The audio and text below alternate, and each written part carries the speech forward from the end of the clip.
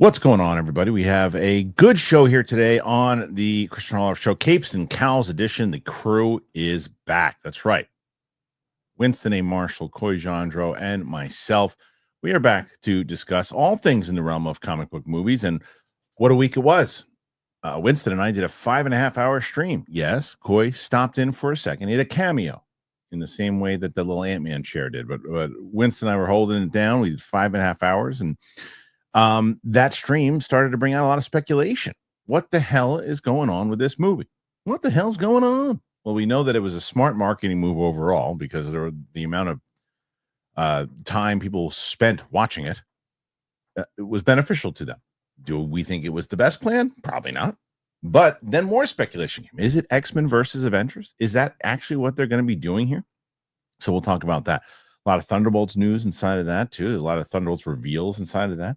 Are the Thunderbolts going to be the new Avengers? Kind of feel like that's going to happen. I kind of feel like that's what they're doing. But we'll discuss. Superman, going to have there's some news there going on in the world of DC and a few other things we'll speculate on. And I might have a Jake Paul story for y'all. I told Winston and Coy, but maybe I'll tell you guys. We'll see. That and more on this edition of Capes and Cowls, Kristian Harloff Show. All right, everybody, let's do it. You ready? Me too.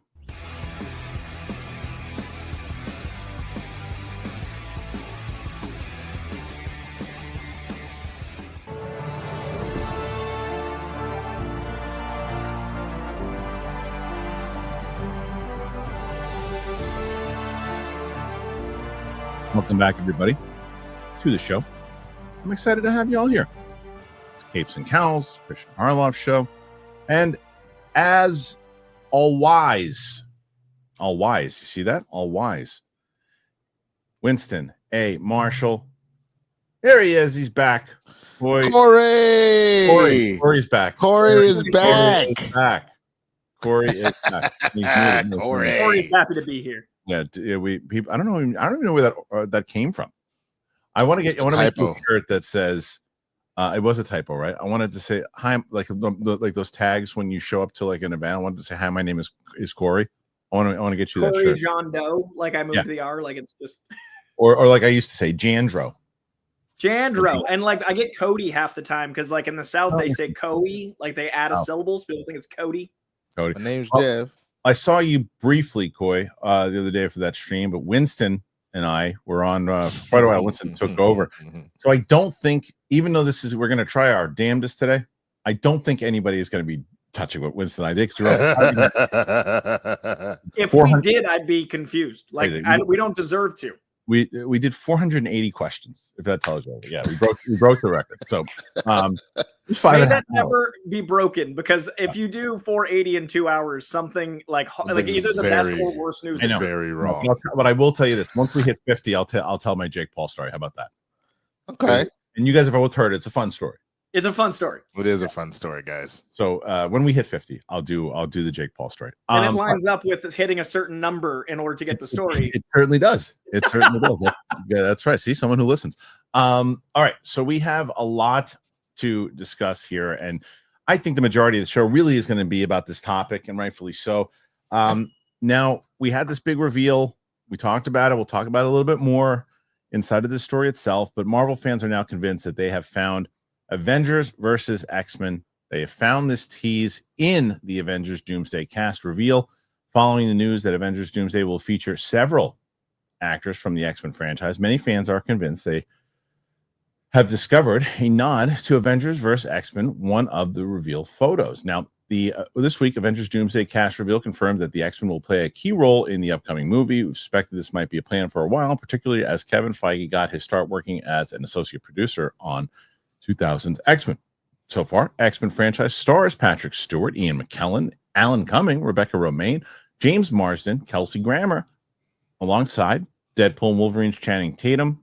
They've all joined the movie, with more expected to follow. Rumor has it an incursion will see Earth 616's mightiest heroes forced to battle the X-Men, essentially meaning we're getting an Avengers versus X-Men movie. The most iconic actors to have filled those roles. The question is, has Marvel Studios already teased the prospect of those teams doing battle next year? As you can see below, many fans are convinced that they spotted a shadow in a photo that followed the live stream, which creates an A and an X sitting on top of each other. If it sounds like a stretch, then you might want to cast your minds back to Avengers Endgame. Before that movie's title was revealed, the Russo brothers shared a social media post with a behind-the-scenes image and told fans to look hard. Eventually, people figured out that various items on set spelled out Endgame. During a recent interview, Joe Russo explained what brought him and Anthony back to the MCU. What's compelling about these two new Avengers movies is their beginning. It's a new beginning. We told an ending story. Now we're going to tell a beginning story.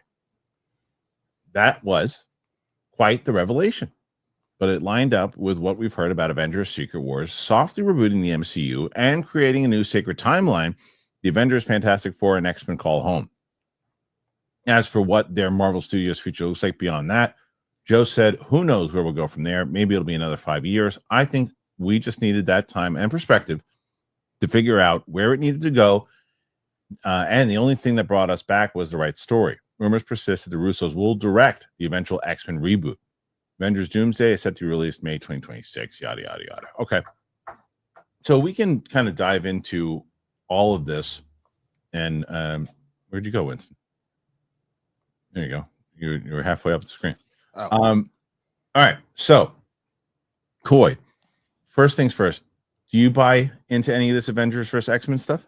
I think it's kind of an inevitability in some ways, but I think it'll be like the comics where it's like the X-Men fight the Avengers after a miscommunication and then they end up teaming up. Like if anything comics teach us, it's that heroes have to fight first and realize they're on the same side. So I don't think it'll be a full-on like movie where it's like Civil War where they fight and it causes things to change the zeitgeist, because I don't see these X-Men doing anything more than this and Secret Wars. Like I think it'll be them for both movies, but I do think Secret Wars is going to escalate and have even more actors. So I don't see the fight lasting between the two films. I do think there will be fights, and that'll be exciting to see.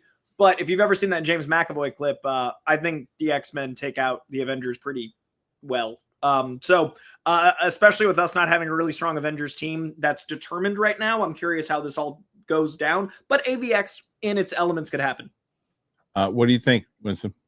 Yeah, I mean, Coy, I'm curious to pick your brain about it too. Obviously, they're adapting it to what makes the most sense for them. I am excited about it, but at the same time, that is such an epic storyline and around the Phoenix. So that makes me wonder if all of a sudden, like if you're bringing in the Fox Marvel universe, then the Phoenix is not this essentially the cosmic bird that we're expecting. It is just some alter ego of Jean not being able to control her powers. So like that worries me a little bit. Like there's so much deeper because you've gone through the House of M. It's not to say that I wouldn't be excited to see something like that happen. And they did a good job of adapting Civil War, but it does worry me a little bit because that story is just so good on its own. Yeah. I just don't want to see it just get stripped for parts just to say we did Avengers versus X-Men. I would really like to actually see the story as it plays out. Because, like, for example, we're probably not getting that because Robert got brought in for Dr. Doom. There is an epic fight between Iron Man and Magneto and AVX that is so good, which makes you think immediately like, hey, yo, there's no way that Tony is even like holding his own. But he finds a way to not only use an aloe that is not able to be magnetized, he summons like the power from Jupiter to like try and punch Magneto. It's just wild. And so but you're right. It's got to be something that's earned, right? It's got to be something that you want to believe like, okay, yeah, I'm invested in it. It's not just like, well, we want to get you in the theater, so we're going to say it's X-Men versus Avengers. But I do think it's going to be earned. And I think that it'll obviously, because of Doom, what he's going to do because you look at clearly these X-Men that we know from this universe are not the X-Men that are part of the universe that we have in the MCU, but they're going to be because of Doom. And Doom's going to bring one of the two into it, and then they're going to rival each other.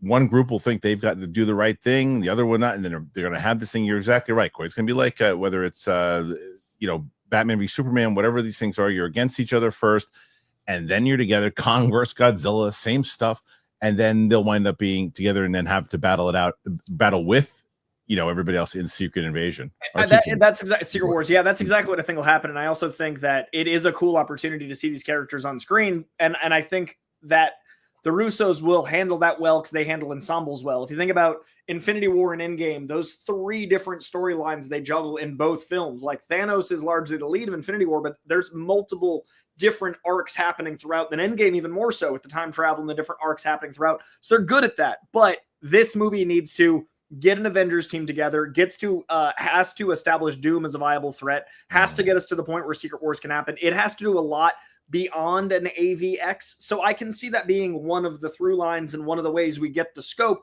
but they really need to make sure that whatever tiny seed they plant in Fantastic Four pays off in a big way in the first act of Doomsday, in the same way that Thanos was the lead in Infinity War. Right. Doom has to be a big factor. How do you have time for all of that if you're focusing on Doom? So it's going to be interesting. I think we're already invested in all these characters. Yeah, I think he's going to be devastating. I think I think a lot, and Winston and I talked about this on the stream, a lot of people are going to die. I think Loki dies as a way to establish the power. Again? Well, this is Kenny from South Park now. Yeah. Just, oh my God, you killed Loki, you bastards! Like, what? I think Kang had to die in order to show how powerful Doom was. Like, I think the original idea was Kang Dynasty was going to be a Kang movie, and then Doom was going to kill him at the end, leading to Secret Wars. Now that Kang isn't a factor or as big of one, I think bringing the God of Stories in and having Doom take out something as omnipresent as Loki is the only way to show the power scale. Dude, is that literally how we started Infinity War? It's like, hey, I'm so strong, bro. I'm gonna go ahead. I'm a 2-piece of biscuit Hulk. I'm gonna kill all the Asgardians and especially Loki, who's really good at getting out of this stuff. Like, that has just become the running gag to start stuff. How many times has Xavier died? I mean, yeah, no, you're not wrong. Wait a minute. What's the third time? He died in Multiverse of Madness most recently. He died in Logan. He died in X3. I forgot he died in Logan. I don't know if I count that one. He was just dying. That was different. Hold on. I'm not letting you get away with that. I'm not letting you do that. I got it. I got it. Count that as dying. He was just dying. I got it. Because the other two were murder and one was of old age. I said dying. I didn't say killed. He said died. Okay, fine.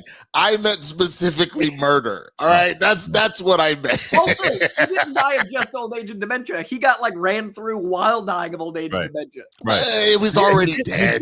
No, he got murdered in Logan. He was dying. He was already. He had psychic Alzheimer's. He was already going. No one that is going to agree with you on what you're saying right now.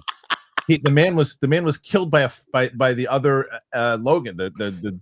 I remember, but I'm just saying he had psychic Alzheimer's. It was already over for him. But we're all dying. If we get killed, it's still early. Right. None of us he's backtracking. And then I'm not backtracking. I'm just at this point I realized I had stepped in it, so I'm just rolling with you. Got to double down. You got to double down. And they just brought him back without explaining it. Remember, he died in the bed, and then beep beep, he just came back. So if anyone's going to rival Loki, it's going to be Xavier, who's also in it.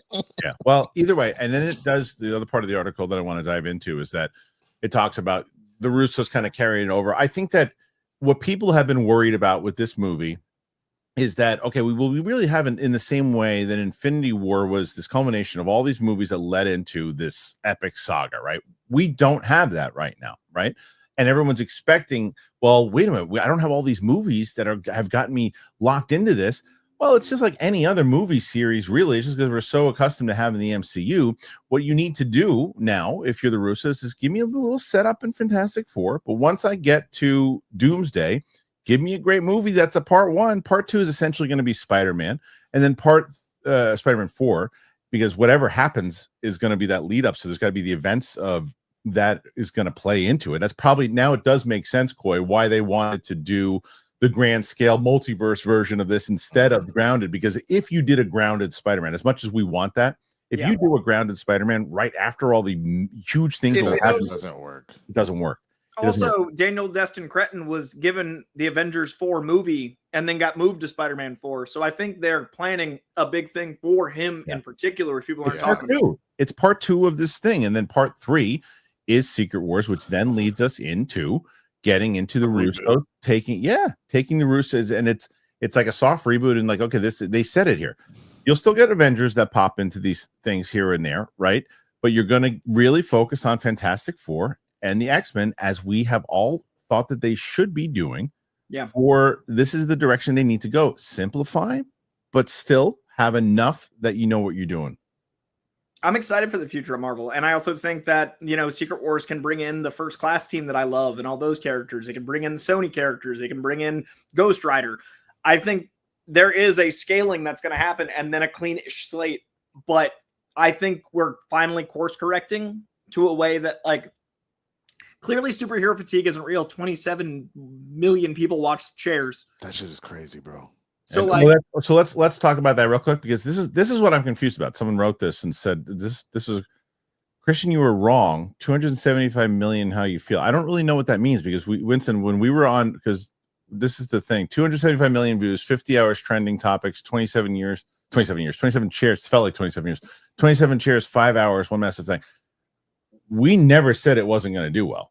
We never said no one's going to watch us. What we said. How were we wrong? I don't understand. No. I think this is what it was. I know that we both, I did certainly while you were gone, we both were like, bro, this is it. This is what y'all doing? Like, for real? Who signed off on this? Like, what person, et cetera, et cetera. Now, mind you, we both said at the same time, we have X amount of people watching on this stream. Look at all the people that are watching it on YouTube. Sure. Look at the millions that are watching on Twitter. We weren't denying that it was being talked about for 5 hours straight. Bad presentation.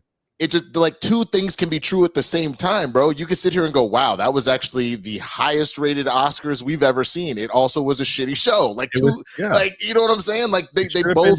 It's still, I stand by the fact that it should have been handled differently. I mean, the fact that it did a lot of views doesn't mean that it was handled well. I mean, Coy, do you disagree with that? I don't disagree with. I don't disagree that you can have something not be good and do well. Drake is popular, but I also think that. But I also think that it is intentionally something that is being discussed because of the style of it. So I think done well, or numbers are opinion, right? Like, if this wasn't 5 hours of looking at chairs, it would have been an hour of something that we would probably not be talking about later in the week, even with these cast names. So I think the boldness of its absurdity is part of the gift of it. Doesn't mean I enjoyed 5 hours of it and I left and came back and did other stuff, but it was effective. So that is its own win. Yeah, I mean, it was. And I think we said as much. We said, look, this is the thing. Everyone is talking about this. It is continuously, everyone keeps tuning into it. It's all anyone was talking about in pop culture. We said that while we were on the stream. For a whole day of news, and now a week. So if you are looking at measuring success by saying, hey, we want people talking about us, we want watch hours, we want all that stuff, yes, you've succeeded. 100% you've succeeded. And you've gotten people excited about the cast. It's a good cast. It doesn't change the fact that it was a very boring and late, and the way that they did it could have been handled so much differently. Even if they kept it for the 5 hours they did, they could have had pictures, they could have had more visual, they could have done so much. That, like, literally, like, just the little things that we were doing during the stream. So at one point, somebody in the comments, like, and I'll say this, I had a good time with the audience that was on the stream. It doesn't mean I wasn't annoyed by, like, we're really going to wait 12 to 15 minutes per chair here. We started doing a thing, and Kristian had to message me to be like, don't get us hit with a copyright strike. Where we were doing almost a fake. And we did, by the way. I'm sorry.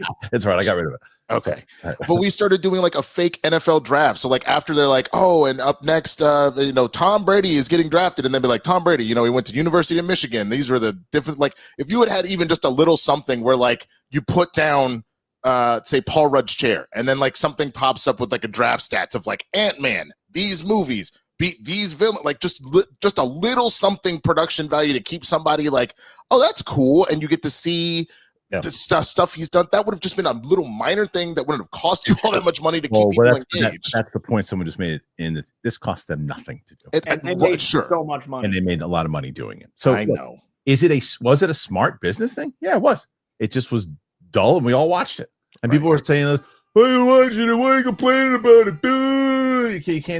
You're not allowed to critique things. You're not allowed to have an opinion. Talking about it, dude. It's like, yeah, it sucks, but I'm still going to watch it because I want to know who the cast is. I'm still excited about the movie.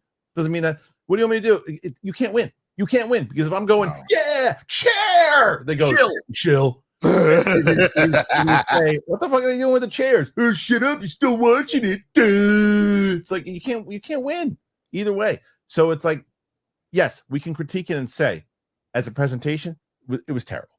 But as far as views and success and marketing, it turned out to be brilliant. It really did. It turned out to be brilliant. It was lazy, but it turned out to be brilliant. It changed how I see director's chairs. It's an immediate meme. It got all of pop culture talking. It has like memes about it with other names. Like, it is one of those cultural moments, and it cost them $7. Like, that's an amazing feat. And it also, just for me as a comic fan, I was happy to see that even the negativity was still like engagement. The superhero bubble has not burst if this many millions of people are making it their whole news week. I think it's great. Yeah, it's someone brought it up. Ed just brought it up. We were watching this thing, and 2,000 people. We had consistently between 2,000 and 3,000 people watching live, and the whole stream did over 110,000 views. Right? Yeah. And that's like, that was of course, people just want to know again. Hey, we're here. We're talking about it. We are having conversations about it, and that's what people wanted to watch, and that's what we wanted to do. And it was the news day. So it's like, was it an absolute fail as far as success for what they were doing? No, it was a win. It was a big win. But as far as how I think they still got fans and went like, watch what these guys do. They'll watch this. We're just going to shoot chairs, make them watch chairs, and everybody did.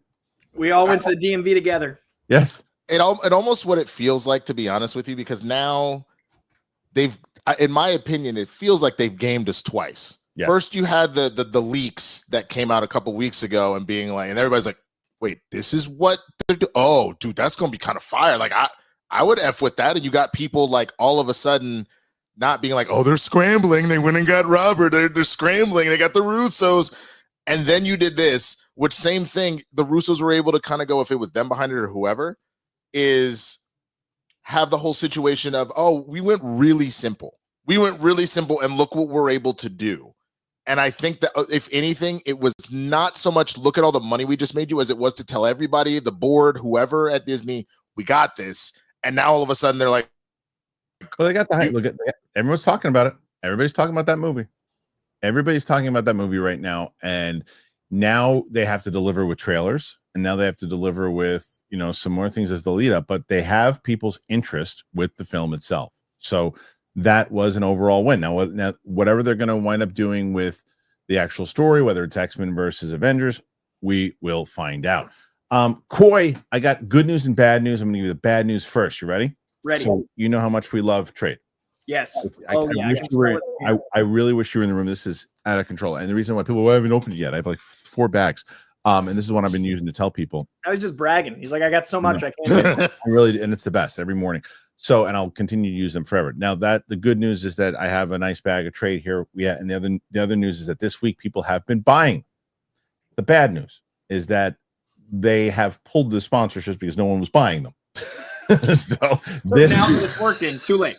But no, not necessarily. That's why I'm telling people about trade.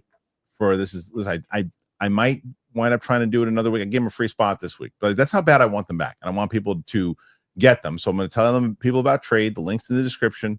I'll tell you about trade. We'll come right back. I have been in absolute heaven with Trade Coffee being back. I have their new mug that they gave me. I'm got a whole big bag of coffee that I've been whole beans. Oh, I love Trade Coffee. It really is just legendary.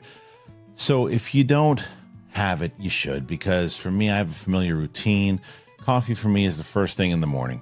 It is what I need to start the day. I need those cups. I have 2 cups in the morning, and I have my whole bean from Trade, and I just love it. Coffee is important to me. Trade is the #1 U.S. specialty coffee marketplace. It brings you fresh coffee from over 50 country's top roasters. Trade's experts have taste tested thousands of coffees to curate over 450 amazing roasts. Whether you're new to coffee or you know your favorites, they'll handpick the perfect coffee for you. You just take their quiz, and in under a minute, they'll match you with your perfect coffee. If that first bag isn't quite right, no problem. Trade replaces it for free until they nail it. And trust me, they're going to nail it. Their prices are on par with grocery store brands, but the quality, next level. Plus, you're supporting your local roasters. It really is a win-win. There's a dark roast that I really like. I love the way it smells. And even Mike Kalinowski, who doesn't even drink coffee, he just misses being in the LA studio to smell Trade coffee. And the beauty of this right now, Trade is exclusively offering our listeners 40% off your first order at drinktrade.com/Kristian. It's that easy. Drinktrade, TRADE.com/Kristian for 40% off your first order. Drinktrade.com/Kristian. You will get this. You will thank me and let them know that I sent you. Trade. Please let them know that I sent you, because I don't know how much longer that code's going to work.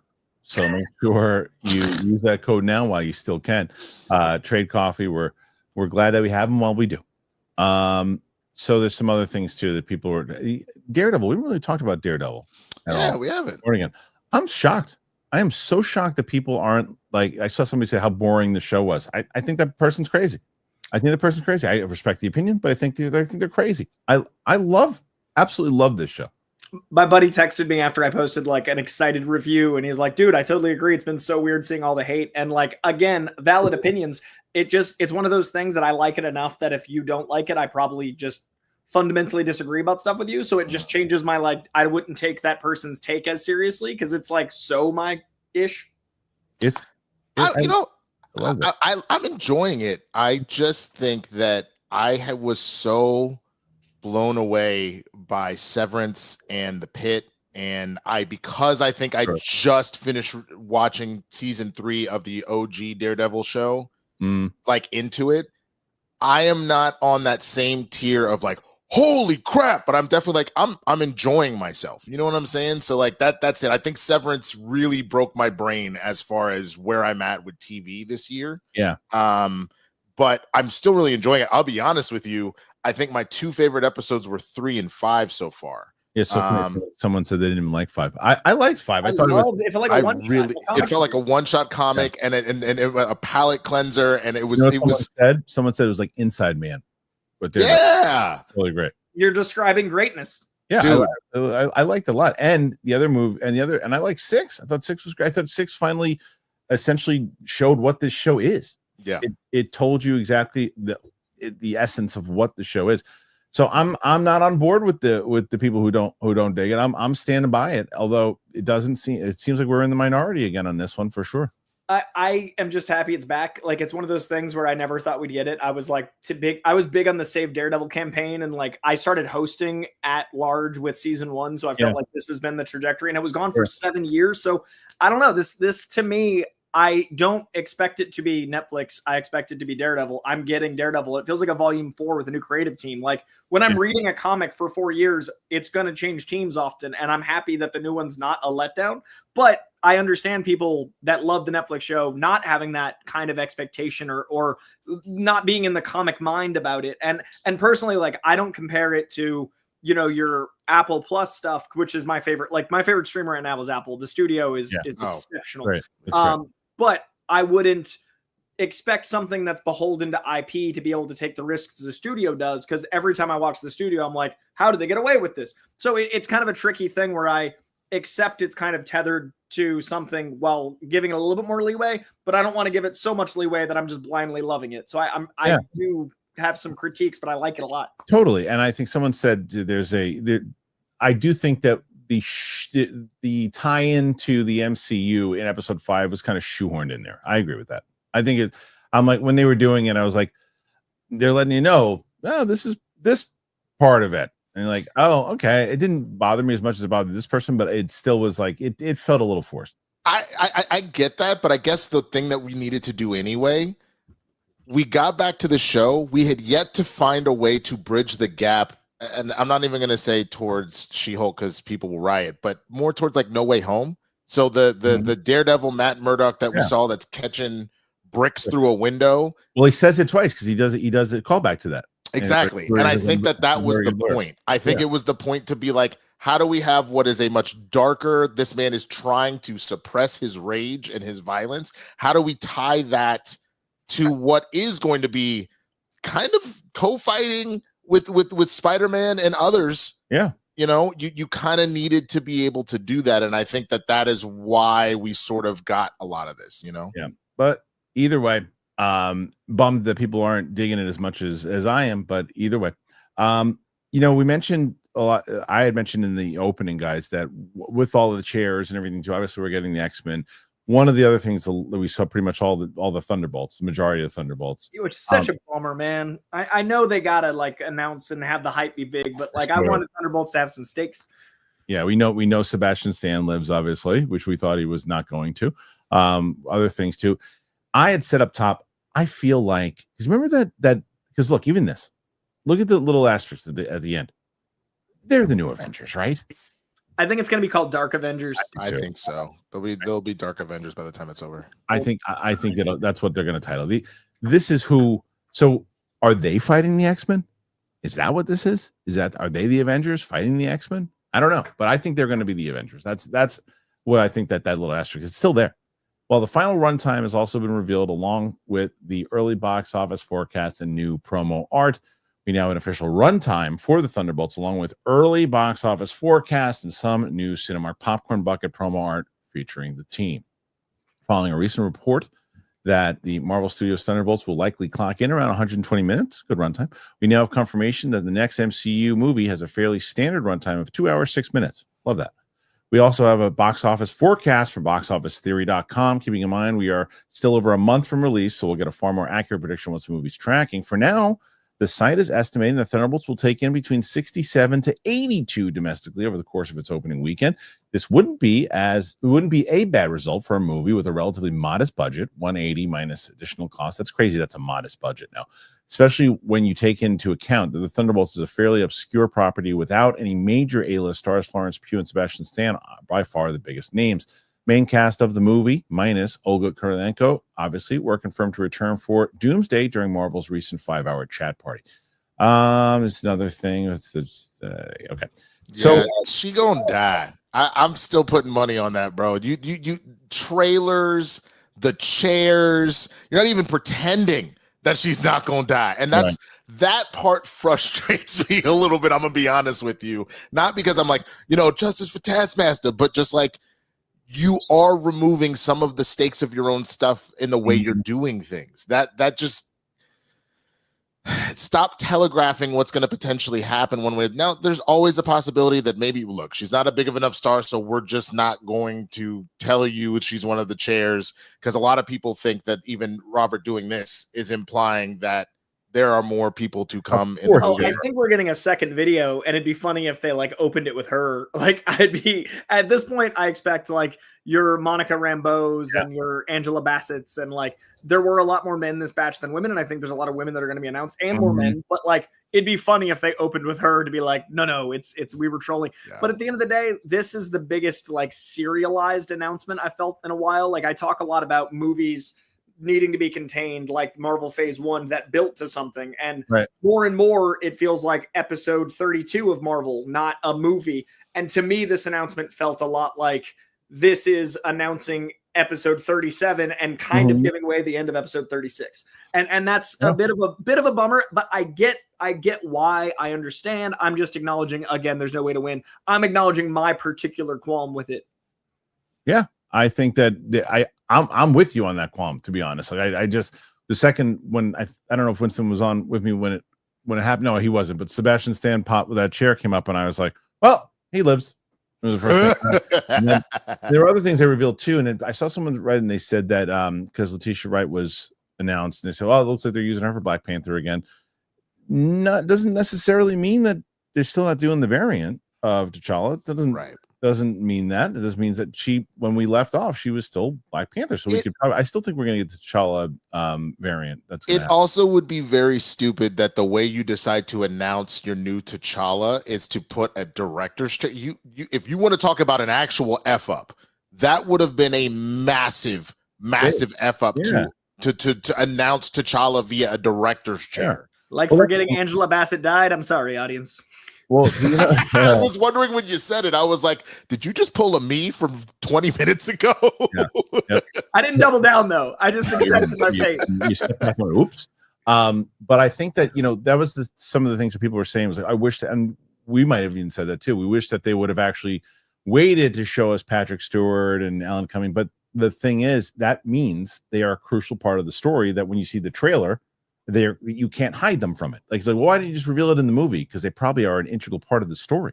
Now, if it's something like T'Challa showing up whoever, whether it's a variant or recasting, the role, that there are going to be surprises. There are absolutely going to be surprises. There are going to be people who are not announced that are going to show up. And Chris Evans saying he's not going to be in it. Of course he's going to be in it.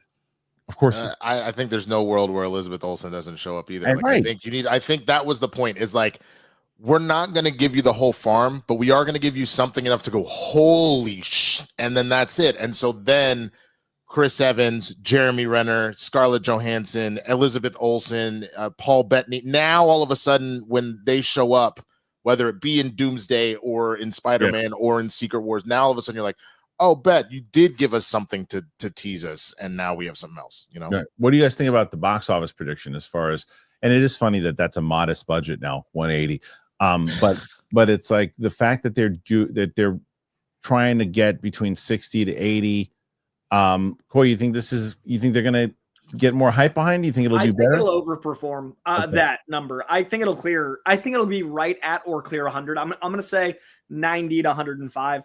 I just feel like a lot of people in our circles, which aren't the traditional moviegoer, but are kind of a hype beast of the moviegoer, have all been like, I feel like Thunderbolt's going to surprise people. Like, there's this undercurrent in the commentary space of, but Thunderbolts might be our weird dark horse of the year. So to me, it's going to do that. And then word of mouth is going to build that weekend. I think there's going to be enough big pops in it that people that weren't maybe opening weekend people are going to become opening weekend people.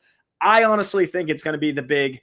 Fantastic Four is going to do box office numbers bigger, but I think Thunderbolts is going to be the biggest surprise of expectation to delivery.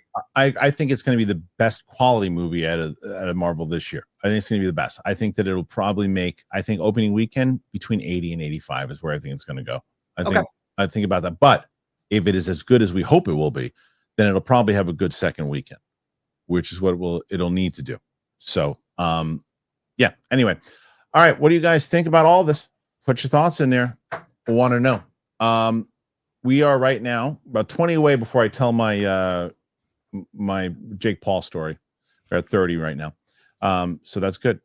See, Coy, look, Magic Mind's not even on the show today. Not even on the show. I did the same thing. I did the same thing during the stream. Not even the show. He loves Magic Mind. He loves it because, again, you know what? We'll let him know. I'll do it anyway.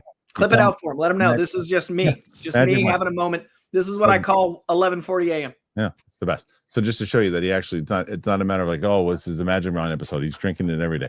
Anyway, let's go DC. Adria Arjona, who could do anything, and I'd be totally okay with that, responds to fan campaign for her to play the DC's Wonder Woman. Adria Arjona, who has been a fan favorite choice to play Wonder Woman in the DCU for a while, and the Minecraft star, has now responded to the online campaigns. She's in Minecraft also? I'm going to see that on Sunday. Help me out. You're excited now. Yeah, well, I'm taking my little one into the city with me, so that'll be fun. We still don't know very much about James Gunn and Peter Safran's plan, if they even have one. Whoa.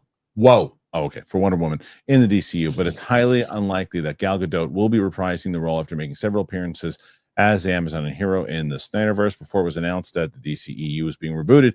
Third Wonder Woman was in the early stages of development with Patty Jenkins set to direct. However, things changed when or before, depending on who you believe. Gunn and Safran took over as co-heads of DC Studios, and the threequel was shelved.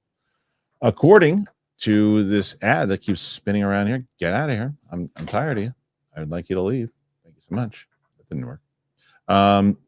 According to one report, the initial plan was to move forward with the project under the DCU banner, but it was actually Jenkins who decided to walk away after receiving notes on the treatment she submitted to the studio. Seems WB higher-ups weren't completely sold on her pitch, which was said to contain character arc problems which rivaled that of Wonder Woman 1984. Ouch. Later, Gadot claimed that she was still set to return as Diana for Wonder Woman 3, but the trades refuted this. Gunn hasn't personally weighed in, but we'd be very surprised if the Snow White star picks up the lasso of truth again. Several actresses have since emerged as fan favorite picks to take over the role, but the most popular choice seems to be Hitman and Andor star Adria Arjona.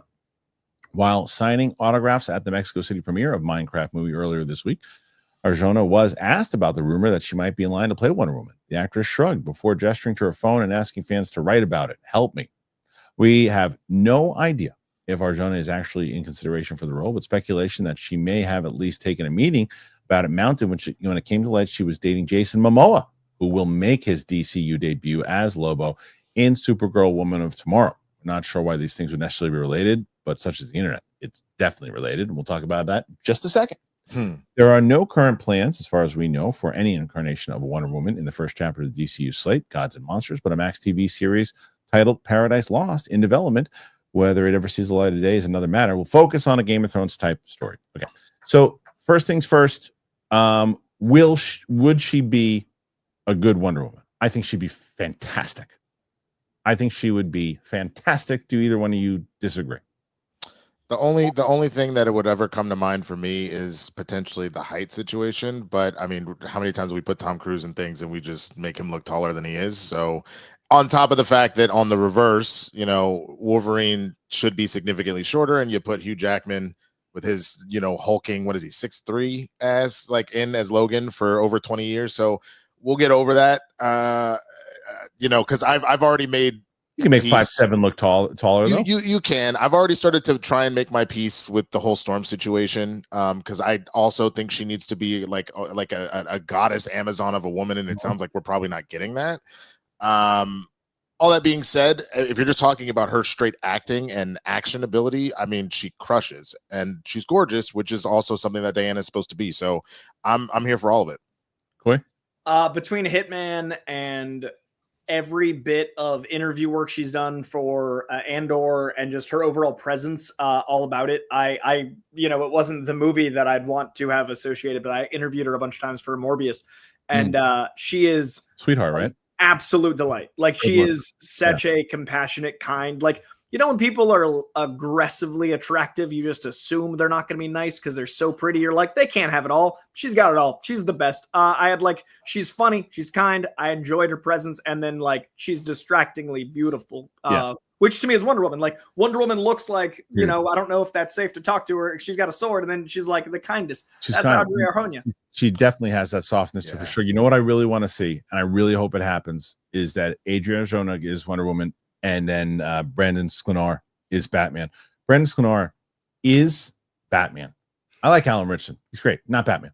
That guy, he could be great as, even if they did Aquaman or anything else. He's not Batman. Too damn big, and he's just not Batman. You'd see him coming a mile away, and there's no way, if that big ass Bruce Wayne's walking down, you're like, you're Batman. You know what I mean? But wouldn't that also be kind of funny though? Like, just like in a certain sort of way, because there's something we say about that sometimes with Superman, especially depending on how he's depicted. A lot of times he is like a farm boy with like jacked, and like. Well, someone said Shazam. That's great.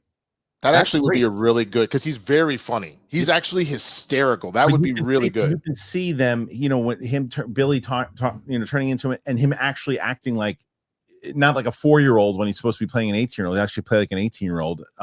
But like he'd be great in that. But again, because I've been 1923 is the show I'm watching with my wife. We've been watching this show since it started. I said it a long time ago. I thought this guy was a star, and now everyone's kind of catching on it too, which I'm so happy about. The guy just has that thing. He's just got that thing. But she's great. Now I want to address the thing that they said about Jason Momoa. And are they still dating? As far as I know. Okay. So does it mean because she's dating Lobo that she's going to get the role? Of course it doesn't. Does it mean she can get a meeting? Of course it does.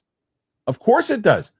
Jason Momoa, who is very close to James Gunn, like, hey, can you see her for the role? She wants to play the role. Can you get her audition?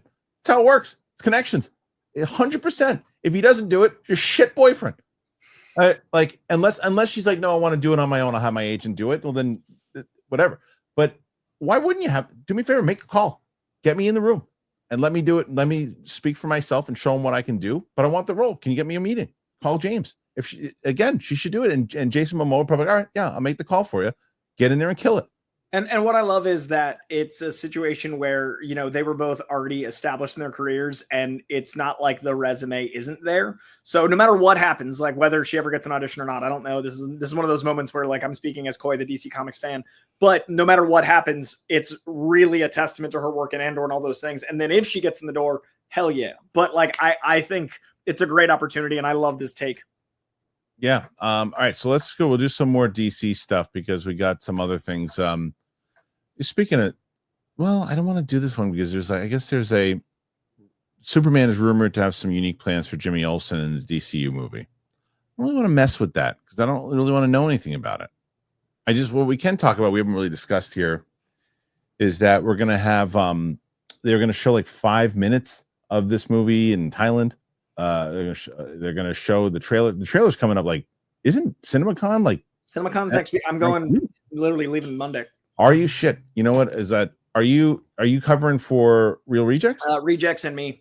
Because I should have tried to get that transferred over to where like give Winston my pass because I can't make it. Where is it again? It's Vegas. It's in Vegas.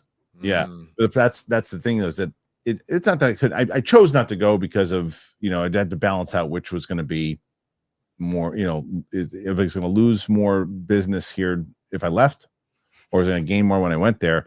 And with everything travel and all that stuff, I missing shows with Sam and missing live shows here, so just won't be able to do it. But someone said the Jimmy Olsen story is fake anyway, so good. So I won't read it. But the 5 minutes is going to be before some Thailand. They're going to show 5 minutes of Superman. I think it's a marketing thing. I understand that. I get it. And I think that's it. Oh no, let's see. Here's another one. This is another rumor. This is going to get everybody. There's one. This is the last one we'll do. We'll do this one because this one to me is interesting, and I don't think this is going to be a true story at all, but we're going to read it nonetheless. Okay. How about this? Rumor: Snow White star Rachel Zegler and former Wonder Woman Gal Gadot could reunite in the MCU. What? According to a new rumor, Snow White, Rachel Zegler, and Gal Gadot are being eyed for roles in the MCU. Snow White was released in theaters last week to largely negative reviews and disappointing 86.1 at the worldwide box office. The movie is unlikely to turn a profit, but should remain at number 1 heading into next week. Much has been said about what happened behind the scenes. A recent story from Variety has largely been written off as a hit piece, meant to lay the blame for Snow White's fallings at Rachel Zegler's feet. Despite being framed as a somewhat controversial figure, it's hard to deny that she's somewhat contributed to that. A live-action Disney movie is unlikely to derail Zegler's career. As for Gadot, her work in front of the camera being criticized is nothing new. Today, My Time to Shine Hello brings word that Snow White stars Rachel Zegler and Gal Gadot are both being eyed for big roles in the MCU. This type of rumor has become the norm in recent years, and we have no doubt that Marvel Studios has a near endless list of actors they'd be open to working with somewhere down the line. Zegler and Gadot potentially being on the list isn't a huge surprise, especially they're in the Disney family. Zegler is no stranger to superhero fare. She was in Shazam! Fury of the Gods. As for Gadot, she was Wonder Woman, yada, yada, yada. We first learned of Zegler potentially being in the running for an MCU role last November. This is the first time we've heard about Gadot potentially joining the MCU family. Okay. I think this story is horseshit. It's absolute horseshit. I think there's no chance if you're Disney right now, you touch this. No. I've said it a million times over. I'll say it again. I think Rachel Zegler is a very talented actress. I think she's a great singer. I think she is not someone you want to hire right now if you're a big studio, because what they said inside of this thing where the stuff that she's been doing on social is more of what it is. It's not like you can hire. She's going to deliver the role. She's going to deliver on it. The question is, when you're trying to promote, especially Marvel right now, if you're trying to get back on track, do you want the distraction of a political back and forth? She's a political figure right now. That's what she is. She's a political figure. Whether you support her or don't support her, she brings a big political conversation the same way if you turn on either CNN or Fox, you're going to get the same kind of thing. She's a political figure right now. And if I'm Disney and Marvel, I don't want that right now. It's like there are a lot of talented actors and actresses out there that I can get that are safe. And right now you got to be safe. I don't think it's a smart move to bring her on. I just don't. But what do you think, Winston? No, you don't. You stay away from both of them. You're having a situation right now, both from a political standpoint, but you're also getting a number of people that have fully turned on Gal, where they're like, this whole time we've just been quiet about her acting, but now all of a sudden that has been a major point where a lot of people are like, no, I don't think she's very good one way or the other. So I just think that those are two. You would honestly almost have better clout at this particular juncture trying to bring back Jonathan Majors than trying to involve either one of them in the MCU. And that's saying something, because that also is a lightning rod you don't want to go near right now. Yeah, and someone brought this up, Coy, in the chat, and I agree 100%. She's crushing on Broadway right now, if you didn't know that. Rachel Zegler is crushing on Broadway right now. Didn't know that. Getting rave reviews in the Romeo and Juliet. She's crushing. She could have this type of thing would not hurt her at all in Broadway box office at all. People will go and see. I think she sticks with Broadway for a while, and I think, it depends. Like I said, I just think some people just have to pick up that phone and start going. I think it's bad business, in my opinion. Anyway, Coy, thoughts? I used to have that itch to get on Twitter, and I'm so glad it's left me. Occasionally I slip, but I feel bad for the giant platformed people that, they have a voice and want to use it, but then the ramifications with the studios become tricky, because it is my own personal beliefs versus consequences box office wise, because we live in a world where saying anything is going to offend 50% of people.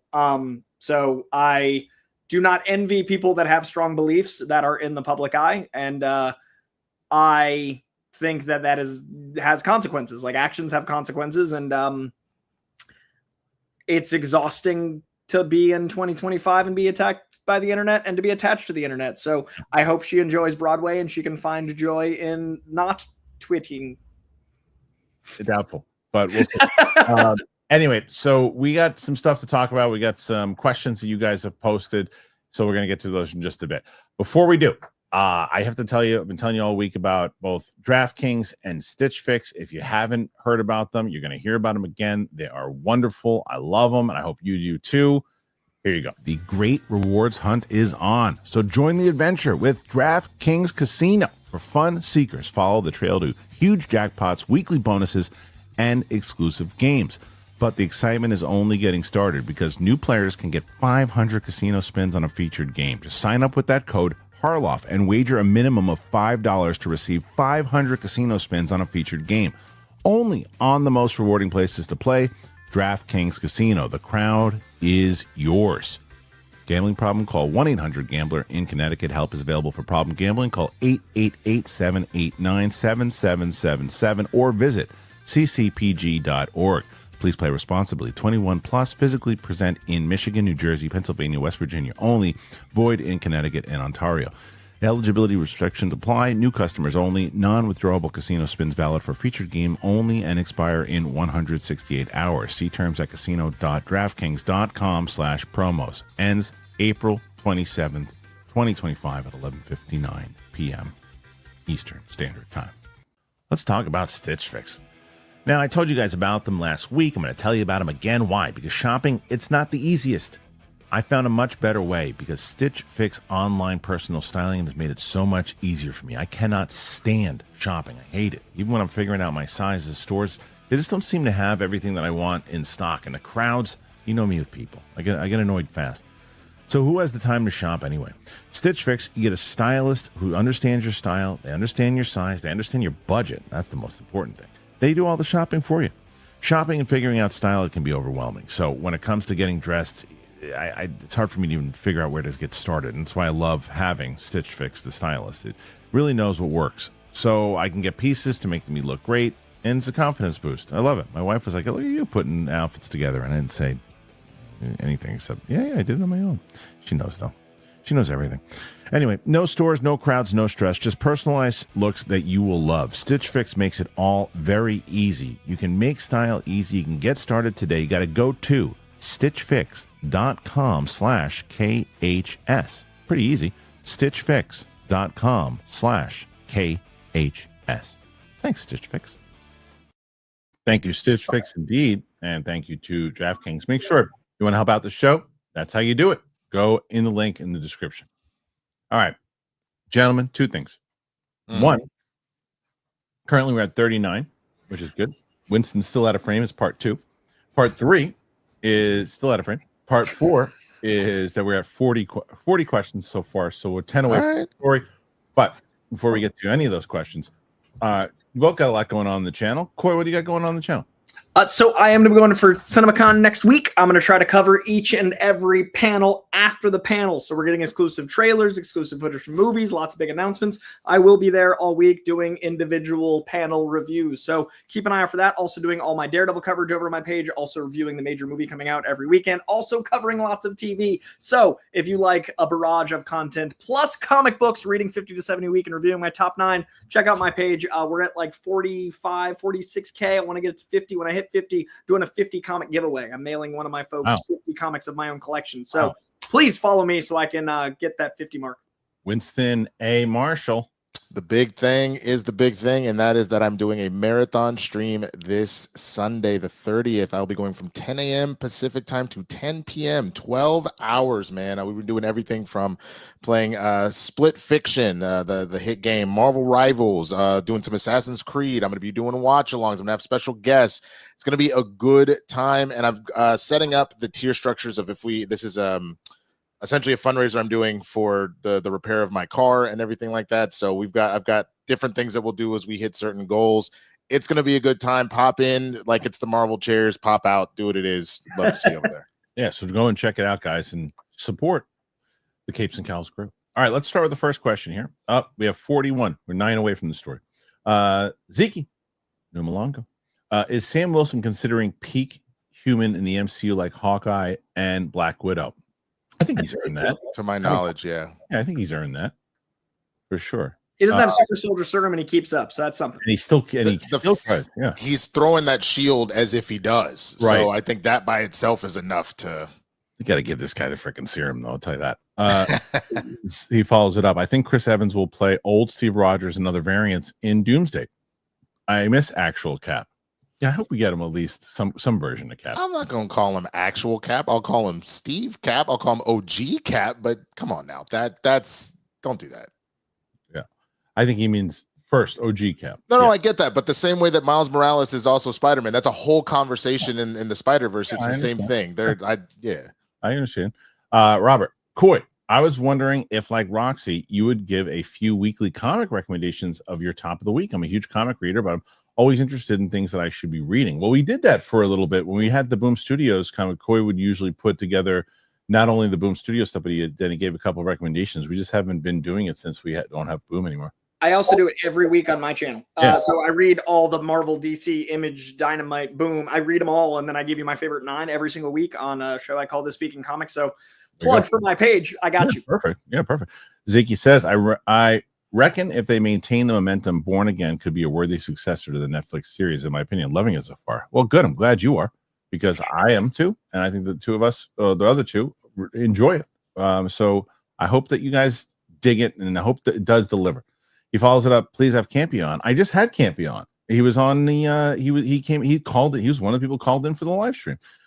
But having him on as a full guest, this is the same. We're on the same time. So that's not going to be possible. To which Zeke coming in hot today. For future DC Marvel comic crossover this year, Joker versus Muse. Muse is a creep on the loose. Yeah. Dude, Muse is so great in the comics, but you guys you're in for it. Yeah. Oh, because you've seen a little bit more, huh? Well, no, I'm just from reading it. I'm actually up to date with where the show is. Okay. Now, because Coy. So in anticipation, I went and did some homework on Muse, and oh my god, you know what's coming then. Yeah. Okay. Ed Boy, I know Logan is up. Any X-Men reactions online? Yes. So right now, we just put up WandaVision episodes 1 through 3. And as I thought, it's doing fine. I knew the TV shows were just doing fine. If WandaVision's just doing fine, there's no world I'm doing like the subpar ones, Secret Invasion, She-Hulk, all those. There's no world. Because I want to get back to the movies for Sam, but I also don't want her to get, lost with some of the stuff that's going to happen. So that's why we're watching WandaVision. We'll watch Loki. I don't know about Hawkeye. I don't know yet. I have to see. But as far as X-Men, yes, once we finish all this stuff, we'll be watching X-Men. I have a full list of movies for her to watch too. She'll be busy for quite a while. But I would say if you can, head on over. Not only do we do the WandaVision one, for as soon as this stream is over, I'm going to put up for members the unedited Into the Spider-Verse. Ewok, The Legend of Zelda, confirmed for March 26, 2027. Nice. Is that a live action TV show or is it a movie? I think it's a movie. I can't twist my arm that way. Oh, can you just put me center? Like, There you go. Nice. There we go. You don't need to stretch anymore, bud. Had to go. I can't see. I'm off frame. I couldn't see where I was. Well, stay on frame. That wouldn't happen. Josh Needle, what? Chair's got fans talking MCU all day, speculating the next day, and now you're talking about it today with even more names coming. Smart move after all. Yes, it as far as what they accomplished, but do we still? Not one of us here thinks it was a good presentation. So smart move as far as spending nothing and shooting chairs. Sure, it's a win. There's no doubt it's a win. Could it have been done much better? Yes, 100%. You cannot convince me otherwise. They had people talking about chairs all day long. Okay, Sean McKay, what up, Sean? Winston came in clutch on Wednesday. Great job. He did. He really did. Thanks, guys. And it was Josh A, I believe, who we. So Coy, Chris A? I thought it was Chris A. So after you left, I remember I told you, I said, I'm not gonna be able to do this whole thing because I got Sam coming in to do a reaction. And right as I was about to sign off, Chris A goes, why don't you have Coy or Winston come in? I knew you were covering it on your channel. I was like, let me see if Winston's available. And thank God he was, and we kept us going for 5 hours. So I got to do my 3 main channels that day, starting with you, then mine, then Rejects. And it was like, that's how long the presentation. I know. It's crazy. That was the funny part. Kristian had to keep leaving to go with Sam to go run some errands. And he'd go and he'd come back and be like, it's been 2 chairs. He's like, damn. Go pal. Coy, ever get Dukes of Hazzard references after the Scab Duke from season 5 and Bo and Luke were in a contract dispute? Coy and Vance replaced them. Yeah, one of the only Coys in pop culture is from Dukes of Hazzard in that dispute. There's also, a lot of people don't know, Luke Perry's real name was Coy. It was Coy Luke Perry. His first name C-O-Y like me. Well, there you go. Matt, doing a double feature with some friends tonight to go see Death of a Unicorn and Woman in the Yard. Any of you guys going to plan to see? So I was supposed to see Woman in the Yard last night. Family things got in the way. I couldn't go and see it. I want to go check it out. Plus, I'm going to take my kids into the city to go see Minecraft on Sunday. And Death of a Unicorn, same thing. Missed the screening. Wasn't able to do it. So those are ones I'm going to have to check out eventually when they hit the streaming. But I will see them. You guys, I'm looking forward to Death of a Unicorn. I'm not usually a horror guy, but I'm really loving Universal's horror stuff. So that's an exception. I'm going to be checking it out. But time, I mean, I just took that trip, so I want to catch up on movies in a big way. No, here we go. Simon section. Coy, Beast, how do you like your salad toss? Winston thinks I'm nasty. Kristian has no comment. Me, I'd rather see Kelsey Grammer in makeup rather than that lame CGI take in that post-credit scene. I'm Caesar. Is that a position you get your salad tossed in? I just assume there's got to be some way. A nice julienne. But I personally like the makeup too. The CGI to me looked cool that it was comic accurate, but it also looked 2D. I honestly would rather them have that be the X-Men 97 multiversal beast and have the animation be bad on purpose.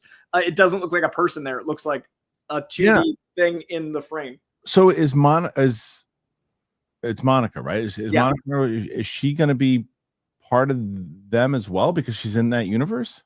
She thinks she'd have to be. That's why I think the next round of chairs she'll have to be in the names. Have to be. Dennis Hoffman.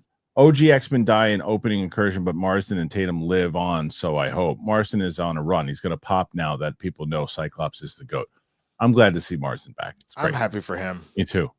I've only ever had one interaction with Marsden, and it was at a premiere where I physically collided with him on the way to get popcorn, and I felt awful. Like I was one of those like, oh, and it was James Marsden. And I was like, oh, dude, like I want to thank you for how much you care about Cyclops, even if no one else on set did. And then he's like, oh, dude, thank you so much, man, for saying that. And we just talked about Cyclops. Like we just in the aisle of a Sonic premiere talking about Cyclops because I don't know how often he gets complimented because they did him so dirty. So this to me feels like the Deadpool Channing Tatum thing, like not quite to scale, but redemption for Cyclops. Yeah. All right. Shelf presence. The 87 Avengers versus X-Men is the better storyline. 87 Avengers? Who's meaning they've done this more than once. So instead of the AVX storyline that came out in the last 7 years or something, like 8 years. Oh, dude. Sorry. So I'm not super familiar then with the 87 run, Coy. What's It was more of a singular event versus like all the tie-ins and stuff. It was kind of one of those like series books, but like that era of X-Men's pretty strong. So I think they'll do a mix of like Secret Wars where it's going to be a blend of the OG Secret Wars and the Hickman one. I think similarly there'll be big iconic moments from both iconic X-Men versus Avengers moments. King of the Wicker People. Guys, I've heard the Spider-Man 4 will include the Punisher and Hulk. Have you heard anything about those rumors? But not what are your thoughts if that's true? I have heard those rumors and I do think they're true. I do. I think Punisher and Hulk will both be in the movie. Yes. Yeah, I've heard them. I mean, on top of the fact that we're all kind of on the same page where it feels like Spider-Man 4 is like the two towers in between Fellowship and Return. So I think that you kind of need to find a way to loop at least Hulk in if we're about to go to Battle World. It's gonna be Rage Hulk. I also want Bernthal and Tom to share the screen more because they're doing the Nolan film not Oppenheimer, the Odyssey together. Yeah, and they were in a movie like 10 years ago together, and they're real life friends. I want that Spider-Man Punisher. It'll happen. Both those people will be in. Mike Joyce, opening day was yesterday. Winston, who are you rooting for this year? The Cubs are supposed to be good. I doubt the Dodgers can repeat. Yeah, Winston, who's going to choose this year? There's a couple people have one win, no losses on their side. I'm still just upset about Luka being traded. I'd really just my heart is not in sports right now. Okay. Well, once somebody's 2-0, you can choose. Hey, all right. Perfect. All right, let's see. Coy, baseball is the one who used the bat and the gloves. And they run, and then they get a goal. Yep. Close. C Black. Multiverse war at the end of time. Loki is the key. Yeah, I think Loki's going to be integral if they don't kill him. It's going to be one or the other. They can't kill him again. Can't. They shouldn't. They probably will. If they do, I mean, you got to kill him like, you got to show. If you kill him, you got to show him that you're going to kill him like for good throughout time. Like there's no coming back. Kill him. But I think that's the power scaling we'll need with Doom. Is my concern in general. Like nobody comes back. Right. Dennis Hoffman, hop in and out of your stream. Enjoyed the telethon vibe of it. It must have been lucrative for the channel, right? Thunderbolts going to do better now. So the answer is yes, for sure. For views and for everything else, the ads, we had sponsors in there. We had people coming in here and commenting 100%. Do you know what I realized with YouTube? For some reason, subscribers do not come in through live streams. Like this, the live show itself doesn't bring in the subscribers usually come in through the reactions, the out of the theater reactions, the movie reviews, the interviews. That's where subscribers come from. The live streams do not bring in subscribers. It's bizarre. I don't know what that is. It doesn't bring in new subscribers, but it will bring in, like it will bring the existing audience back to of course. But I don't know what that is. I don't know why YouTube does it that way. Alex, I think theories that Doom is trying to recreate the OG 616 that who's HWR? Altered he who remains. He who remains. Yes. Altered are true. Narratively explains why Doom thinks he's justified and explains Tony being a variant. Welcome back, Coy. Thank you, Alex. That's fun. I like that. I like that theory. I haven't considered that. No, that's a good one. Not a bad theory. Motorola, what's up, Joey? Palpatine and Voldemort will return. Maybe so. Okay, we hit 51, so I'll tell my story real quick. Do it. People know. You guys know it. So the other day, I went to so my buddy Andrew Freed, who's been on this show before. He's a producer. He has done so many different things, from Chef's Table to the Welcome to Wrexham, the Bill Cosby doc, and tons of things. He's a very good friend of mine. Been a friend of mine for years. He invited me to the party that he was having for the Paul Brothers. He's producing the Paul Brothers show on HBO Max. And so I was like, yeah, I would love to see Andrew. I'd love to celebrate what he's doing. And it's, again, I call him Midas for everything that he does. His shows always do so well. So I went and I took my buddy James with me, who I've been friends with since like kindergarten. We go, it was a very nice place, great food, had a couple drinks, talking to some people that I hadn't seen in a little bit. It was really nice. It was chill. It was a nice night out. In the back of the room where they were showing the episode was one of those punching bags where you show you can, so they show you how much power you have when you hit the back. So there wasn't anybody in there right? And I think the number at the time was what was it? 792 or something. So I was like, I'll give it a shot. So I went up and the first one I hit was like 812. So then I was like, okay. So I did it again. I was like, I gotta go. And then I'm throwing hooks. And by the time I get out, I was at 829. So I'm like, okay, I can live with 829. I like 829. And my buddy James says, nobody's gonna beat that. I said, someone's gonna beat that. Someone will beat it. So of course, after a couple of drinks, keep going back in, checking if anybody's gonna beat it. And nobody was beating it. So I'm like, okay. So I'm back in that room. So by the end, I don't know if it was the end of the night, but it was the end of the night for me. I was about to leave.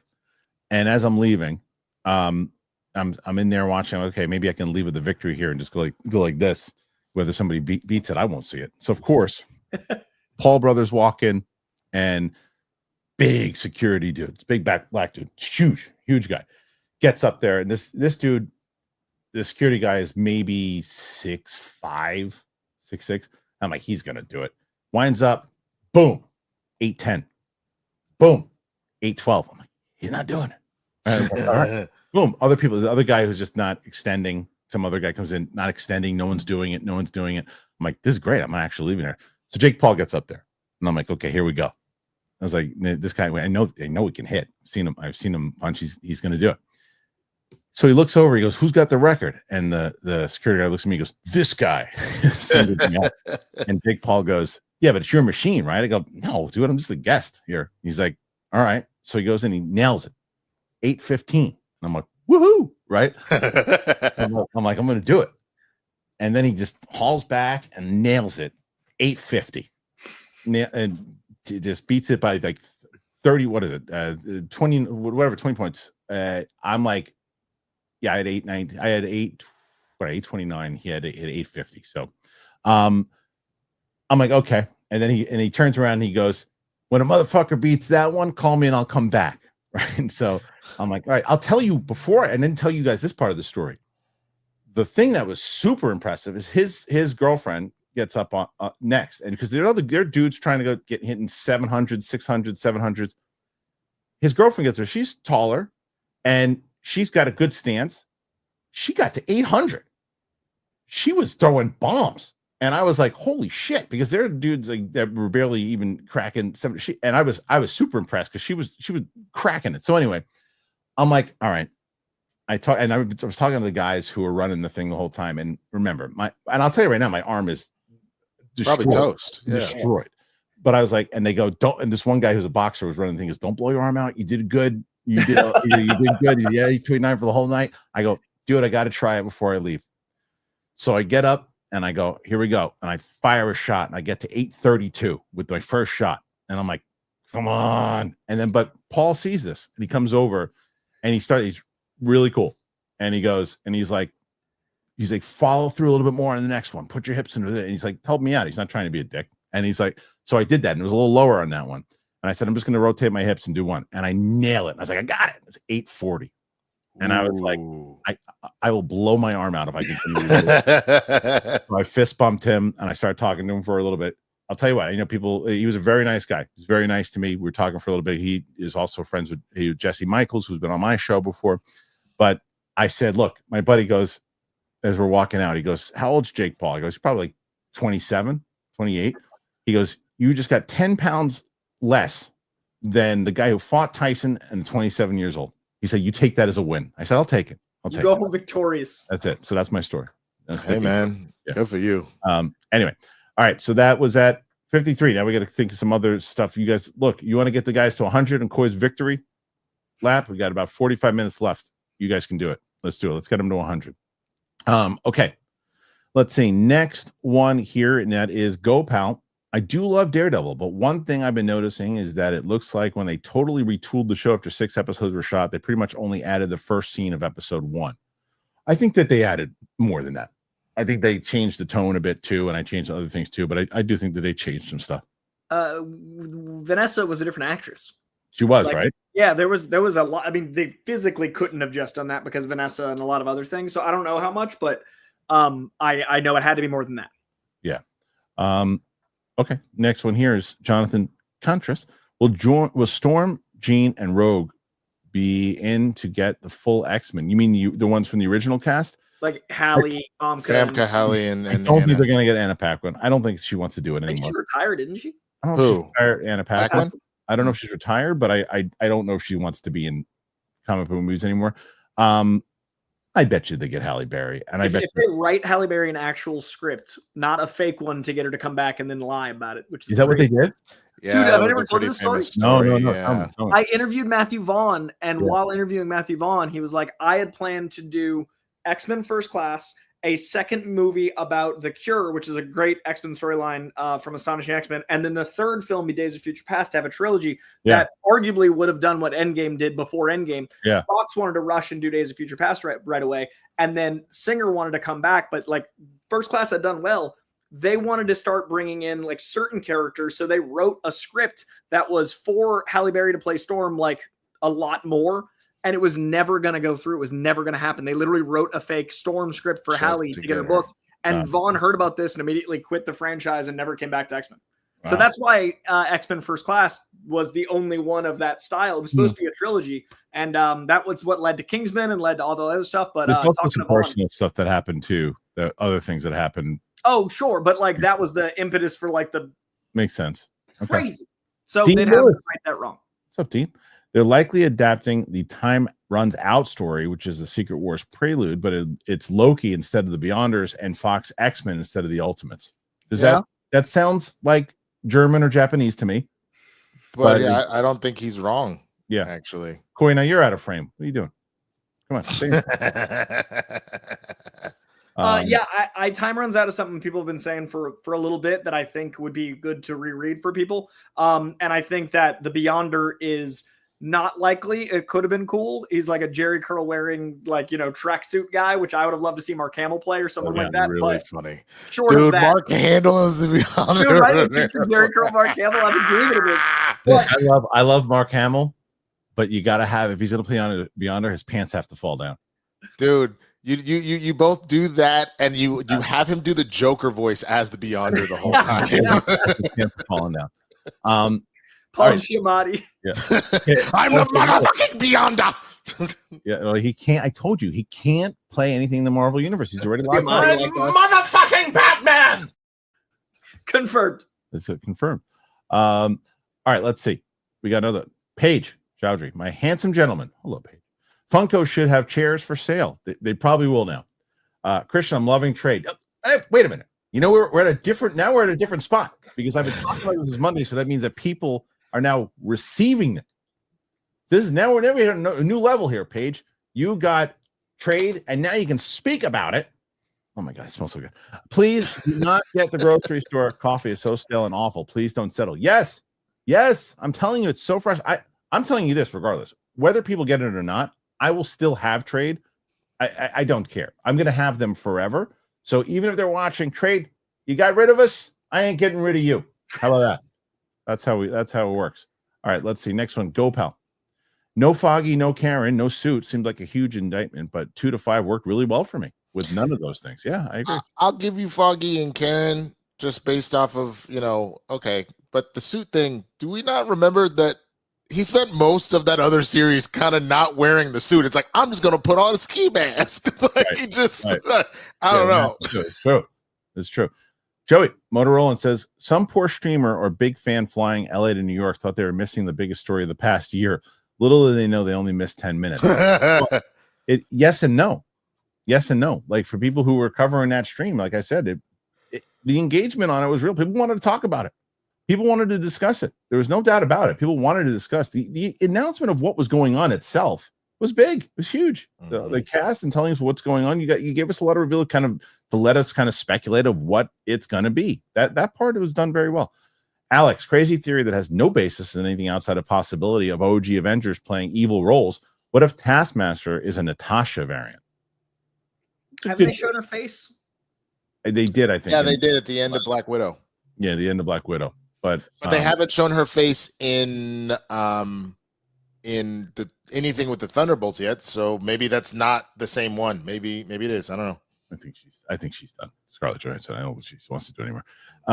Kanye Acadian. If chairs worked for them this time, what's next?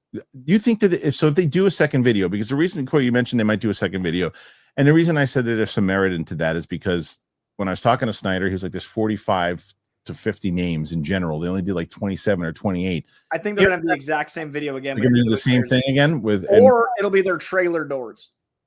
Right, but doing the same thing. If they do that again, which would be hilarious, we'll live stream it again. Why not? Yeah, I was gonna say, like, I'll move my schedule around that day. Yeah. You know what it might be, Coy? If not the trailer doors, it's the table read, and instead it's like just their little names on their placards on the table. Yep.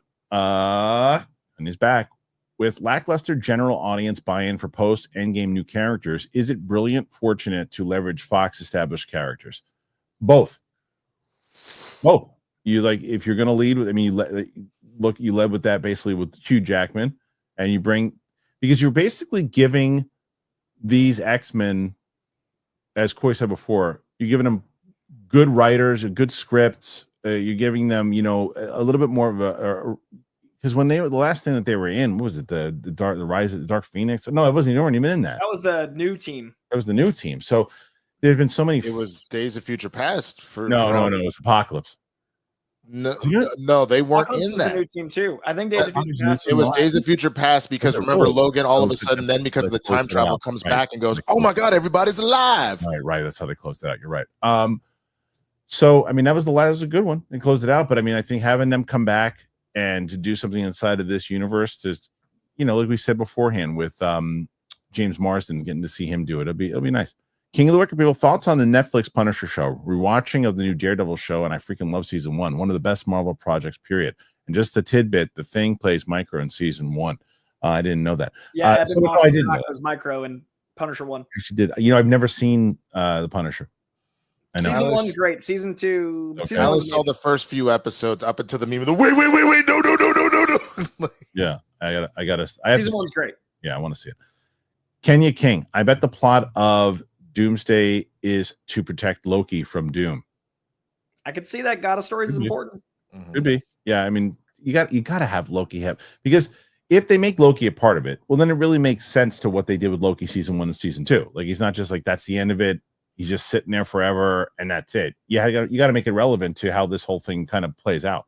I'm excited for that Thor line to come into play, where it's like one day the sun will shine on us again. Yeah, see them two again. Clip Champ Razor. My crazy theory is that the Sentry becomes Goliath. Interesting. That's cool. I like that. Could be. Jim 1. I get the idea of announcing the Thunderbolts in Doomsday, hoping more people go to see their movie in theaters, but they might just wait for Disney Plus. That is there's two sides of that. One, you're talking about like the hardcore people who watch it. Like as many people that watch that. There was like 100,000 people watching it live and it did all those views, right? It's amazing how many people there are in the world. Because like I said to my friend today, he's into this stuff. I said, yeah, that big Marvel event the other day. He's like, whoa, what happened? No clue.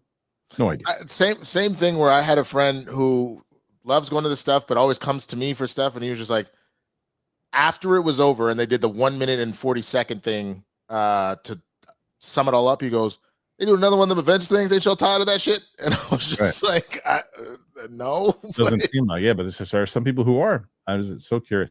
Simon, so Kristian is watching Minecraft. Does that include the 5-minute Superman footage? I don't know. I doubt it. They usually don't show previews and stuff at the trailer at the critics screening. Is it only IMAX? If not, will Kristian be covering his eyes? I mean, if they show it, I'll probably watch it, but I doubt they'll show it. They won't show it there.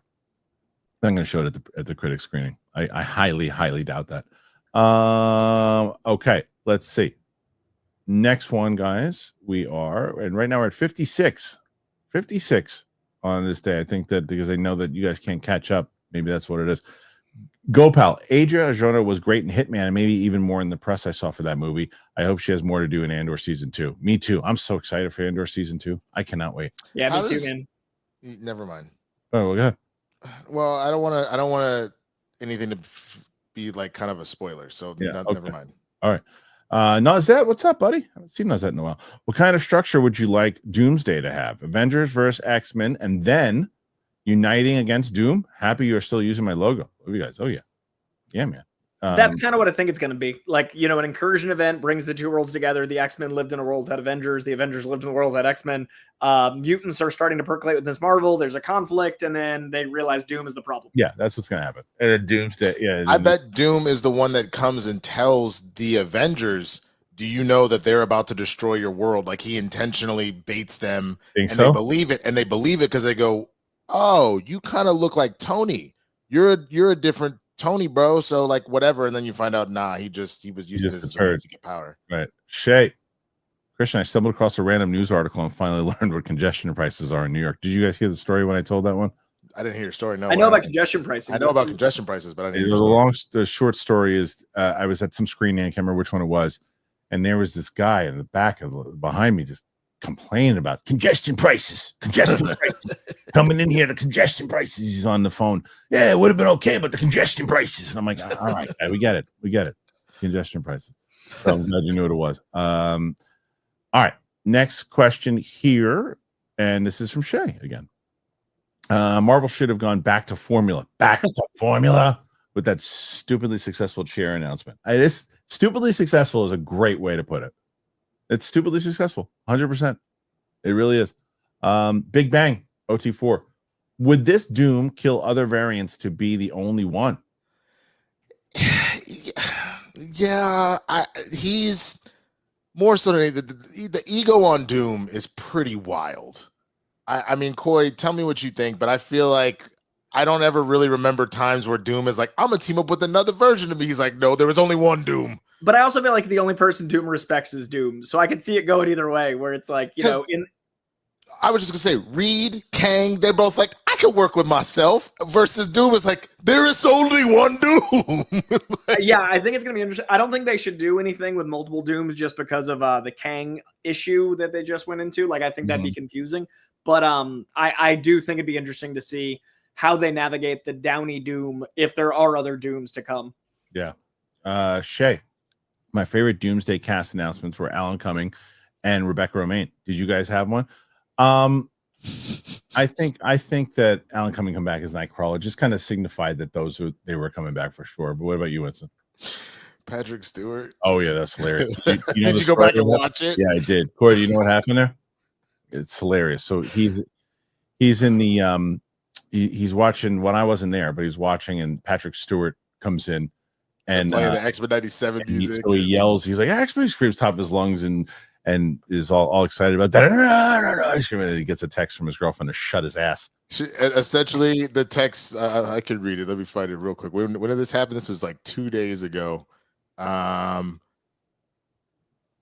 She calls me by my middle name, Alex. I'm on calls right now. You have to stop screaming right the fuck now. It's hilarious. And I was just then, so all of a sudden I went full ASMR, and I was like, well, guys, it looks like I'm gonna be sleeping. You're right. Yeah. And we once you start going ASMR, we leap to 3,000 more viewers. Harry Myers, Harloff was one of the monster lady, and Roz, right? I need him. I can't see shit. Also, you guys see me at the gym because I write all my routines down and stuff too, but I can't see my phone. So it's just like I'm like this, and then I'll be in the middle of a hold on in the middle of a workout. My eyes are shit. Also, you think they'll have the entire Bat family in the new DCU? I think eventually, if it's successful, they will. I hope. Yeah, they're introducing two in Dynamic Duo. I think it's going to grow into that. Yeah. Matt Thomas, what's up, Matt? Winston, one of those watch-alongs is Twilight, right? I really don't want to do that in the middle of this stream because I don't want to scare people off, but we'll see. We'll see. Asol, here's to sponsoring Coy and Winston after Coy's disappearance last couple of weeks. He's back. My man needed a vacation. Harry is back. Needed a vacation, man. Casual scroll. Do you have to be the leader of the Avengers if you're Cap A? After watching X-Men 97, I think Cyclops could be a good replacement for Captain America in a leadership role. Yeah, but he's going to lead his own team. Yeah, right. He leads his own team, so he's not going to lead the X-Men. That'd be like Star-Lord. I mean, you see the whole teams together. Stop leading them Guardians and come over here and lead these Avengers. Right. That's not going to happen. RJ McReady, most based movie pod on the boob tube. Thank you, RJ. I appreciate that. Jabari Muhammad, who just puts in 99 cents. Thank you, sir. Casual Saul Sorry, I said Soul. Which movie do you guys think is more likely to come out first? Batman 2, Beyond the Spider-Verse, or Blade? That's a great question. I'll give Beyond the Spider-Verse. I think truly it was just I know we were supposed to get it last year, I think. But knowing that it really sounds like it's more just animation production problems and taking their time, I have more faith in that than Batman 2, which we still don't even know what the hell's going on or anything. And then Blade, I know they just got a director today, I guess, but how many times have they got a director? Yeah, I'm going to say Beyond, then Batman 2, then Blade. Yep. I'm going to say Batman 2. I think Batman 2, because they're supposed to start shooting at the end of the year. Beyond the Spider-Verse has not. It looks like it keeps getting pushed. So I don't know. I hope they announce the release date of Beyond at Cinemacon. Yeah. I gotta tell you, that coffee smells so good. All right, it smells so good. Okay, let's see. So right now we're at 62. Jump to 62. I'll take it. C block. Sorry, guys should rent a theater for Doomsday. I mean, yeah, sure. We should. Yeah, we should set a goal to see how long it probably could cost. Probably cost like $5,000. So we reach that goal, if not more. That's probably less. Probably like 3. You can. I mean, there's a lot of like out here. I don't know if you remember that at the City Walk, they would let you rent a theater to watch non-Prime movies. It was only a couple $100, and then if you were watching a movie that was I want to say it was like a G. It wasn't that bad. I remember during the pandemic they were doing that a lot. I watched Tennis for my birthday for like $150. Yeah, exactly. Watching Sam's MCU reactions has me thinking maybe I've been a little too much of a fanboy for these films. Don't get me wrong, I love the MCU. I felt devastated when a film or show wasn't that good, but Sam is so chill about it. I'm now thinking maybe I was taking this stuff too seriously. I loved her reaction when the WandaVision started. Like, she didn't know what she was about to watch, right? So she starts it. Not once did she say, "What the hell is this shit about the Lucy thing? The I Love Lucy." She went with it. She was watching it like it was an I Love Lucy episode. It was amazing. It was like she just went to, and then once shit started going on, she said, "Well, what's going on?" But she was just enjoying the sitcom aspect of it. It was the best. It was the best. Now, Winston got to do about 5-10 minutes with Sam on the live stream. She's hilarious. Yeah, she really is. She's great. She's hilarious. Coy and Winston, have you read ElfQuest? If so, thoughts. That is from Jabari Muhammad. No, I have not. There's a lot of comics. ElfQuest I hear is great, but it's not been mine. I have not read that, unfortunately. No.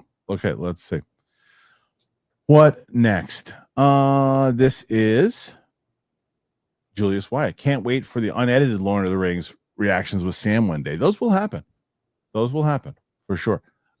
It's so funny. Someone's like, it's all in the hips. It's all in the hips. It is all about the hips. With punching, like it's rotation. It's all it is. It's rotation. Because I'm telling you, I saw big dudes swinging, and I knew when they were swinging, they're not going to catch it, because then there's no follow through it. It's a snap. That's anything that you need force with, period. That's with throwing. That's with golf swings, fighting. It's all about using as much motion, and typically you want to try and get as compact as possible so you can like store it. So yeah.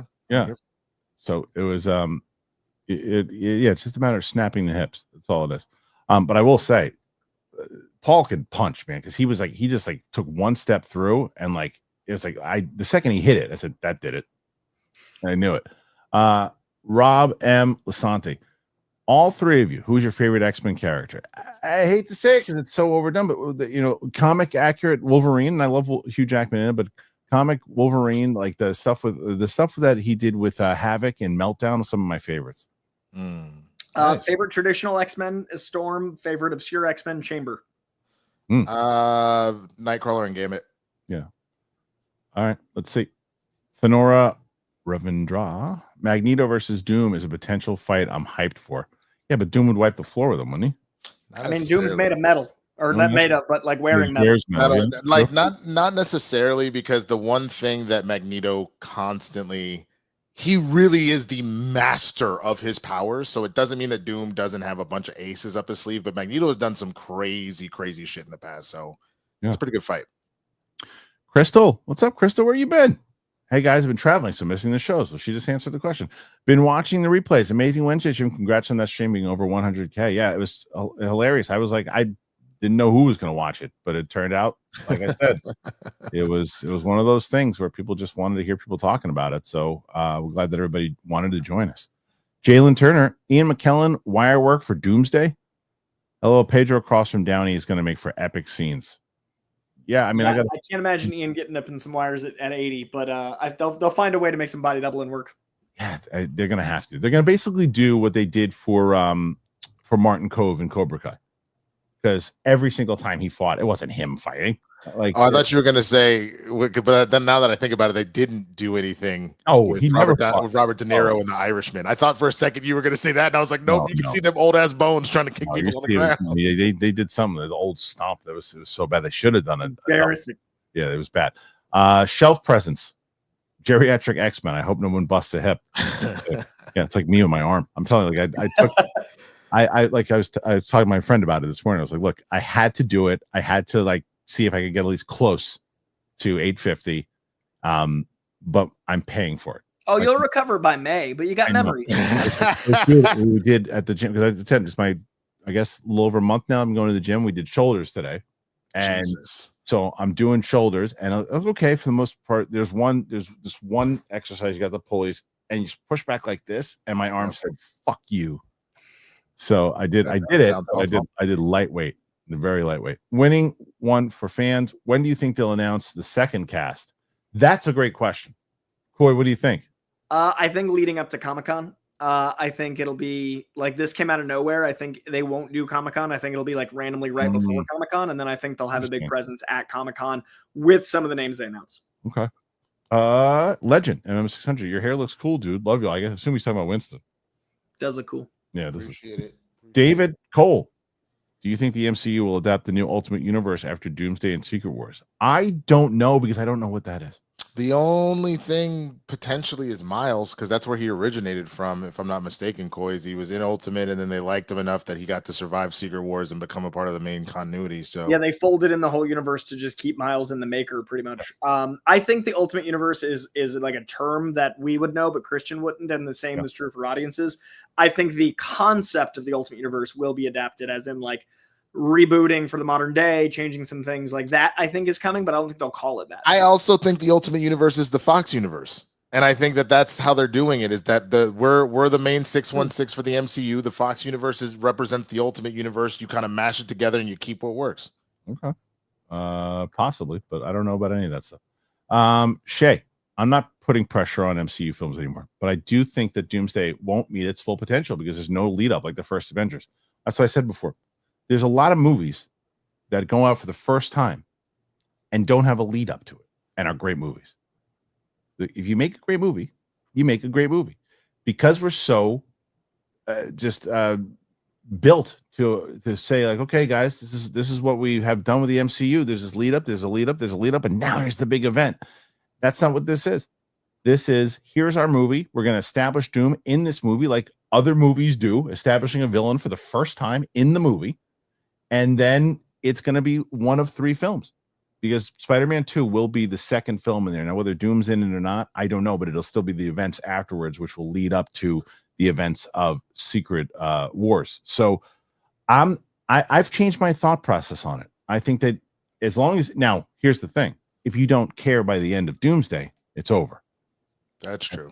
That's all it is. But if you're locked in after Doomsday, who cares about the lead up? Yeah. Stephanie Litz. I also have Winston Prince shirt. Love Purple Rain. It's great. It's a great movie. Great movie. ZB. Could Robert Downey Jr. play Doom like Farrell did Penguin? And if he's already cast as Doom, a Tony variant would be spoiled, telegraphed when we've seen on set. That's another great question. How much of Downey's face do you think we'll see in Doomsday? I don't think you buy a man multiple islands unless you're showing his face. What's your percentage that he shows? How much of the movie is he in percentage wise, Coy? Do you see his face? How much? 60 plus. You think 60 plus of seeing his face? They're selling it on Downey, and like the end of the big like cast reveal was Downey acting like Tony Stark. True. What do you think, Winston? Yeah, I don't think he goes full Doom mask until later on when they start to figure out that it was him behind it all. So I think that he starts off playing. I truly believe, hey guys, these dudes over here trying to destroy your universe. If you don't do something about them, they're going to be a problem. Almost a la, I hate to recycle storylines, almost a la Mysterio in Far From Home, and get them to go, yeah, we got to stop these X-Men, only to find out that Doom is actually using this as a means to steal power one way or the other. I'm going I'm going the other way. Yeah. I'm saying he's going to be in the mask 85% of the movie. I think maybe 15 to 10% he's going to, and then I think in Secret Wars you see more of his face, because if you have him locked in for 2 movies and it's like, and he goes, and it's Downey, you want me to be in a mask? How much you paying me? Okay. What else? You want me to draw on the mask? You want to stick cucumbers on my eyes? What do you want to do? What else do you want to do? How much? Sure. What are you gonna do? You don't want to see my face? Okay, fine. I don't care. That part of him, Downey, is gone. To where it's like, well, you got to show my face. You need to show my face. I'm an actor. You got to show me. What do you do? That's gone. He doesn't need that. He's got enough. He's going to be the dude. His Oscar, he's got his money. The other dude. Kind of. I think because to make Doom more intimidating, you show him in the mask the majority of the movie. You might not even see his face at all. You might not even see his face at all in the first one. But in that second movie, the Secret Wars, you'll see more. Because I remember in the comics, there's that one reveal when he takes his mask off. That's in Secret Wars. When it's healed. Yeah, it's in Secret Wars. I feel that's I don't think we're going to see his face, but we'll see. I wonder what the audience thinks. Trey Porter, Coy, you must watch Above the Rim to finish the Tupac Holy Trinity of movies. Have you ever seen that? No, we just did Poetic Justice and obviously Juice over at Reject. So I got to get Above the Rim in. Yep. I can't believe that you had never seen Boys in the Hood before. Dude, it was still exceptional. Can't believe that. My God, what a movie. Believe that. So good. Ed Boy, how cool if Mother Effin' Doom music, MF Doom. Oh, Mother Effin' Doom music is in Doomsday. The most recent Doom one shot, the opening page was MF Doom lyrics. So I think they know what they're doing. And MF Doom is such a legend. I think that's coming. Yeah. Sean McCabe, shout out to the best, Sam and Kristian off React Partner. Thank you, Sean. My awesome bride, Melanie. You are the garlic to my garlic. I love you. That's so sweet. You guys, we've been watching. They've been watching us and been such great supporters, and we absolutely love them. So thank you so much. Sean's the best. CT, I just need a little less jokes. Want to feel the gravity of the situation. Hope Doom isn't snarky. I agree. You can't. You really have to make him devastating. I don't want to see Doom tell jokes, because you have to make him as far away from Tony Stark as possible. I think what he's going to do is, again, because I think he is going to use the leverage of, I look like one of your greatest heroes. I think he will act as much like Tony as possible until the cap comes off, and then or until the mask comes off, theoretically. Mm-hmm. And then once he's Doom, I think that's going to go away. That's it. Yeah. Connor Mullis, happy Corky is back. Perfect. Welcome back. Corky now. Yeah. Jalen Turner, who are some of the Dynamics team ups do you want to see in Doomsday? I don't even want to speculate on it. I just want to be like, that moment when that person and that person were fighting together, or they fought each other, or they would. I mean, that's the kind of shit that's going to really sell this movie. Like the end of Deadpool Wolverine, like seeing Blade fight with Gambit was like insane. Seeing Elektra come back and be in the like that. I'm just waiting for that instead of doing the sandbox playing with toys thing. I want to just go in and see what they want to give me. Yeah. Okay. Go, pal. Oh man, Corky will always be the kid from Life Goes On way back when. That's a name I've not heard in a long time. Yeah. I wonder what was happening to good old Corky. Why So Sidious, a nerd podcast. I do love the name of that. Nice name. Yeah. Will Doomsday end like issue number 1 of Secret Wars? It could. I'm thinking the God Emperor Doom stuff is why I'm worried about Loki, but it could. That's viable. Is that how that ended? I thought it ended with the life rafts. Issue 3 is where God Emperor Doom's coming from, but because the last few moments of issue 1. Shay Markel, shout out to Chris A for suggesting to bring on Winston for the Marvel chair stream. Winston, you filled in, did a great job, solid teamwork, fellas. It was good. It was a good. What was good about it was that it was me for like 2 hours, whatever it was. Then it was Winston by himself for like 2 hours, and then the two of us kind of did it together. And I was able to debut. I think I talked about it on the stream, Coy. The other day, I read my daughter a Dr. Seuss book, but she wanted to hear it in Arnold's voice. So it's amazing how well it worked. Oh, dude. Yeah, that's perfect. I'm gonna even see if I can find let's see, it's just some, and I think that I'm going to actually do a segment of videos of it. But even let's see, even the Cat in the Hat. Where is it? Okay, this is Cat in the Hat. The day is here. Is the time to cheer. So don your hat and dress your cat. Review your rhyme. Ha! Party time. Grab a good book. A kid to look. A sit alone. None will condone chanting, reading, loving, feeding your inner child. But being wild. Let's all let loose for Dr. Seuss. Christ. I don't know why it works so well. It's immaculate. Like that's destiny. It just works. Andrew Carnes just watched Daredevil season 3. Love the "I beat you" line. I gotta watch that. I haven't. What seen is that it. line again? I don't remember. I've just seen it. I haven't seen season 3 since it aired. I just watched it. How do I not remember that? Oh, okay. Julius White. Kristian, what's better, Sex in the City 2 or Hot Pursuit? I remember just not liking Hot Pursuit. I haven't seen it since. We walked out of Sex in the City 2, but I'd probably say Sex in the City 2 because it was at least a movie and not just a bunch of people talking.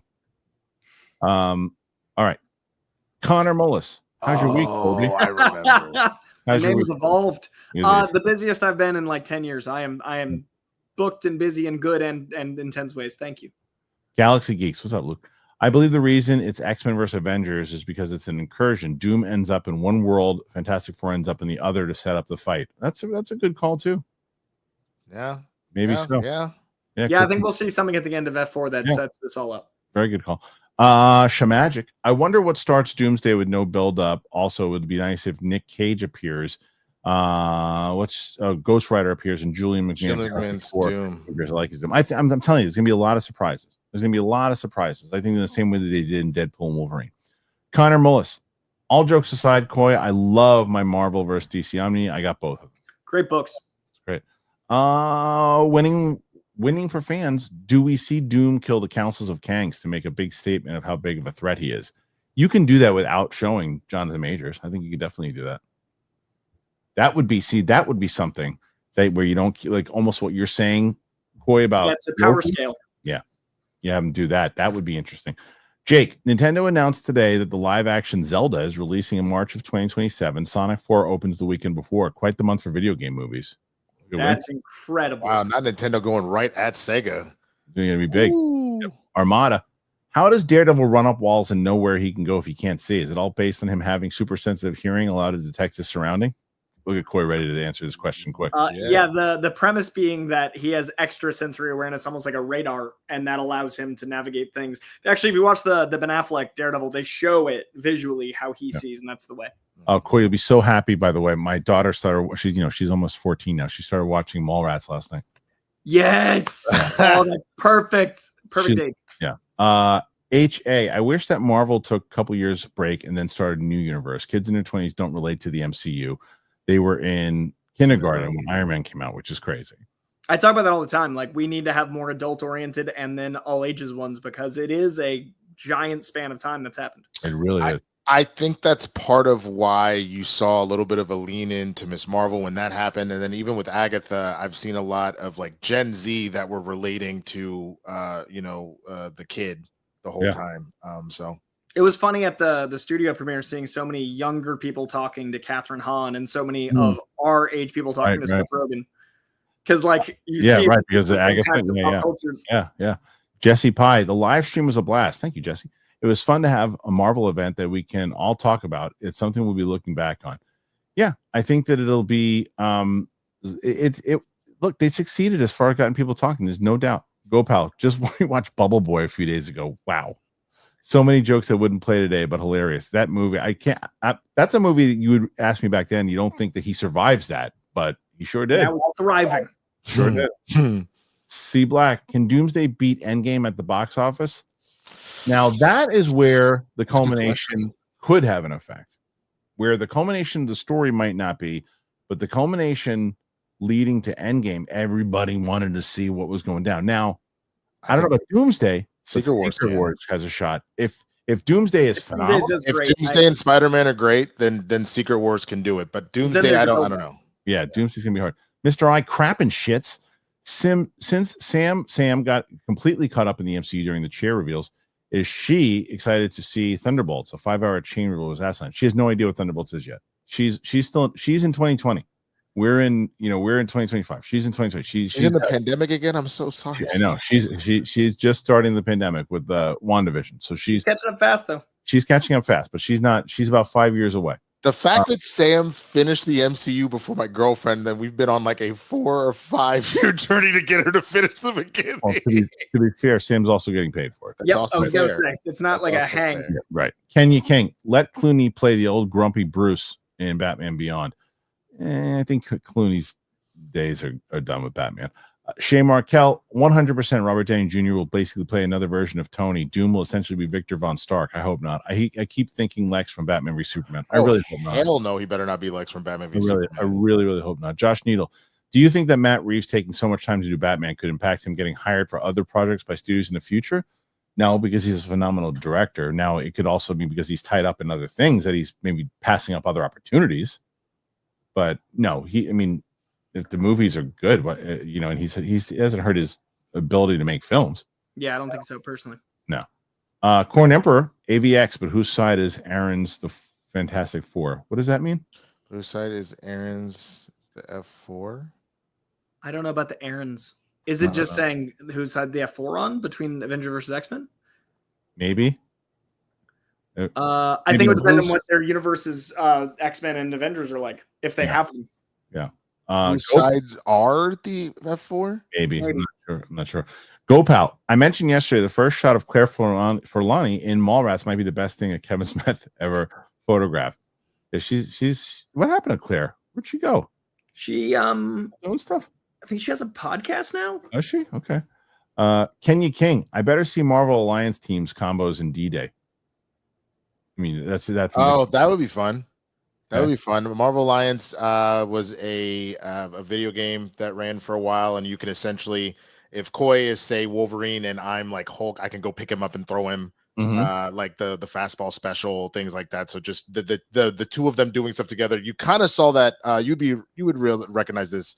The original Avengers. You remember at one point during the invasion, Captain America and Iron Man are fighting next to each other, and Captain America turns around and they use his blast off the shield.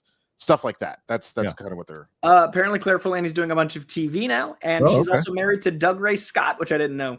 Oh, okay. Well, the original Wolverine cast. Hey, PLD, who's going to be my co-host on the members-only, patrons-only Q&A stream that we're about to do at 4:30 today, East Coast time. He says, "Hear me out. Seriously, this time, Ed Harris as Whistler in Blade. Yeah, but it's how old is Ed Harris? It's got to be 80 years old. Coy and Winston, did you ever read the Chaos War event? It's another way to bring back dead heroes." I don't remember Chaos War. It was one of those summer events that I was like, cool, and it didn't really have an impression, so I don't remember it, to be honest with you. But I mean, Chris Christopherson was up there for Whistler, so I'm cool with Ed Harris. Yeah, he's only 74. Yeah, it's fine. It's just roll out of bed. And look, I'm never saying no to Ed Harris getting cast in anything. Go Pal. Claire sitting on the steps outside her house as TS pulls up. Yeah, it's great. I just literally watched that scene last night, and it's great. The movie holds up so well. Okay, so that's it for now. 95, guys. It's pretty good. Pretty good for a Friday. Hey, came back on a Friday, 95 after a big long live stream. Over 1,100 people. What was number 2? Was it this? Was it 95? What's no? I feel like it was 100 something. Am I right? I don't know. Maybe Luke will tell me. It could be. I'm not sure. Technically, you're number 2, Winston, because you on your own got like 200 or something. So yeah. Anyway, so thank you guys for joining us again. Make sure you go to Coy's channel, and that's Coy Jandreau. Check him out. Check out the Swaggy Bird. That is Winston's channel. The boys are back in town. We do have one more here, Mr. I Crap and Shits. I was applying. The chair reveal was so long that Sam was able to. I got you. Now. I got you. So it's hilarious. My mom has the biggest crush on Sam Elliott. Yes, Sam Elliott was the man. Okay. Thanks again. We'll be back here next week. Well, Coy, are you going to be here? Because you're. No, I'll be at CinemaCon, so I won't be here now. We'll be back the week after. Back again. Yeah, so you're gone again. I know. So, but just 1 week this time, and then I'm back for good in April and May, and I don't want to travel for a while. God damn it, Cody. Genius movie pitches. Stephen A. as the new Ernest, who stars the franchise with Ernest Flights. Oh my God.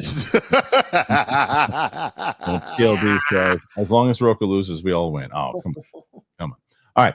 Thank you guys for being here. Thanks to Coy and Winston. Apple Podcasts, Spotify, anywhere podcasts are found. Please, if you're not a member, join today. If you are a member, make sure PLD, if he hasn't posted today, he's probably doing it right now because he said, no, I was planning on doing that. He's going to post on the community page questions that you want to ask. And PLD, just do a public one. And we'll get all the public ones. If you want to see whether you're a member or not, you're going to get your question answered. So you might as well be a member so you get it answered. So we're doing a full Q&A. And here's Screwface John saying goodbye to us. Was in the process of recording a song and saw all y'all. Hey, man. So I stopped to donate. Love you all. Back to the booth. Keep kicking ass. Screwface is the best. Thank you, my man. Appreciate it. And thank you to everybody. So thanks for being here. Thanks to all. Again, Apple Podcasts, Spotify. Go check out our WandaVision reaction. Thank you to Winston and Coy. You guys are the best. We'll see you guys on the flip side. Mustard.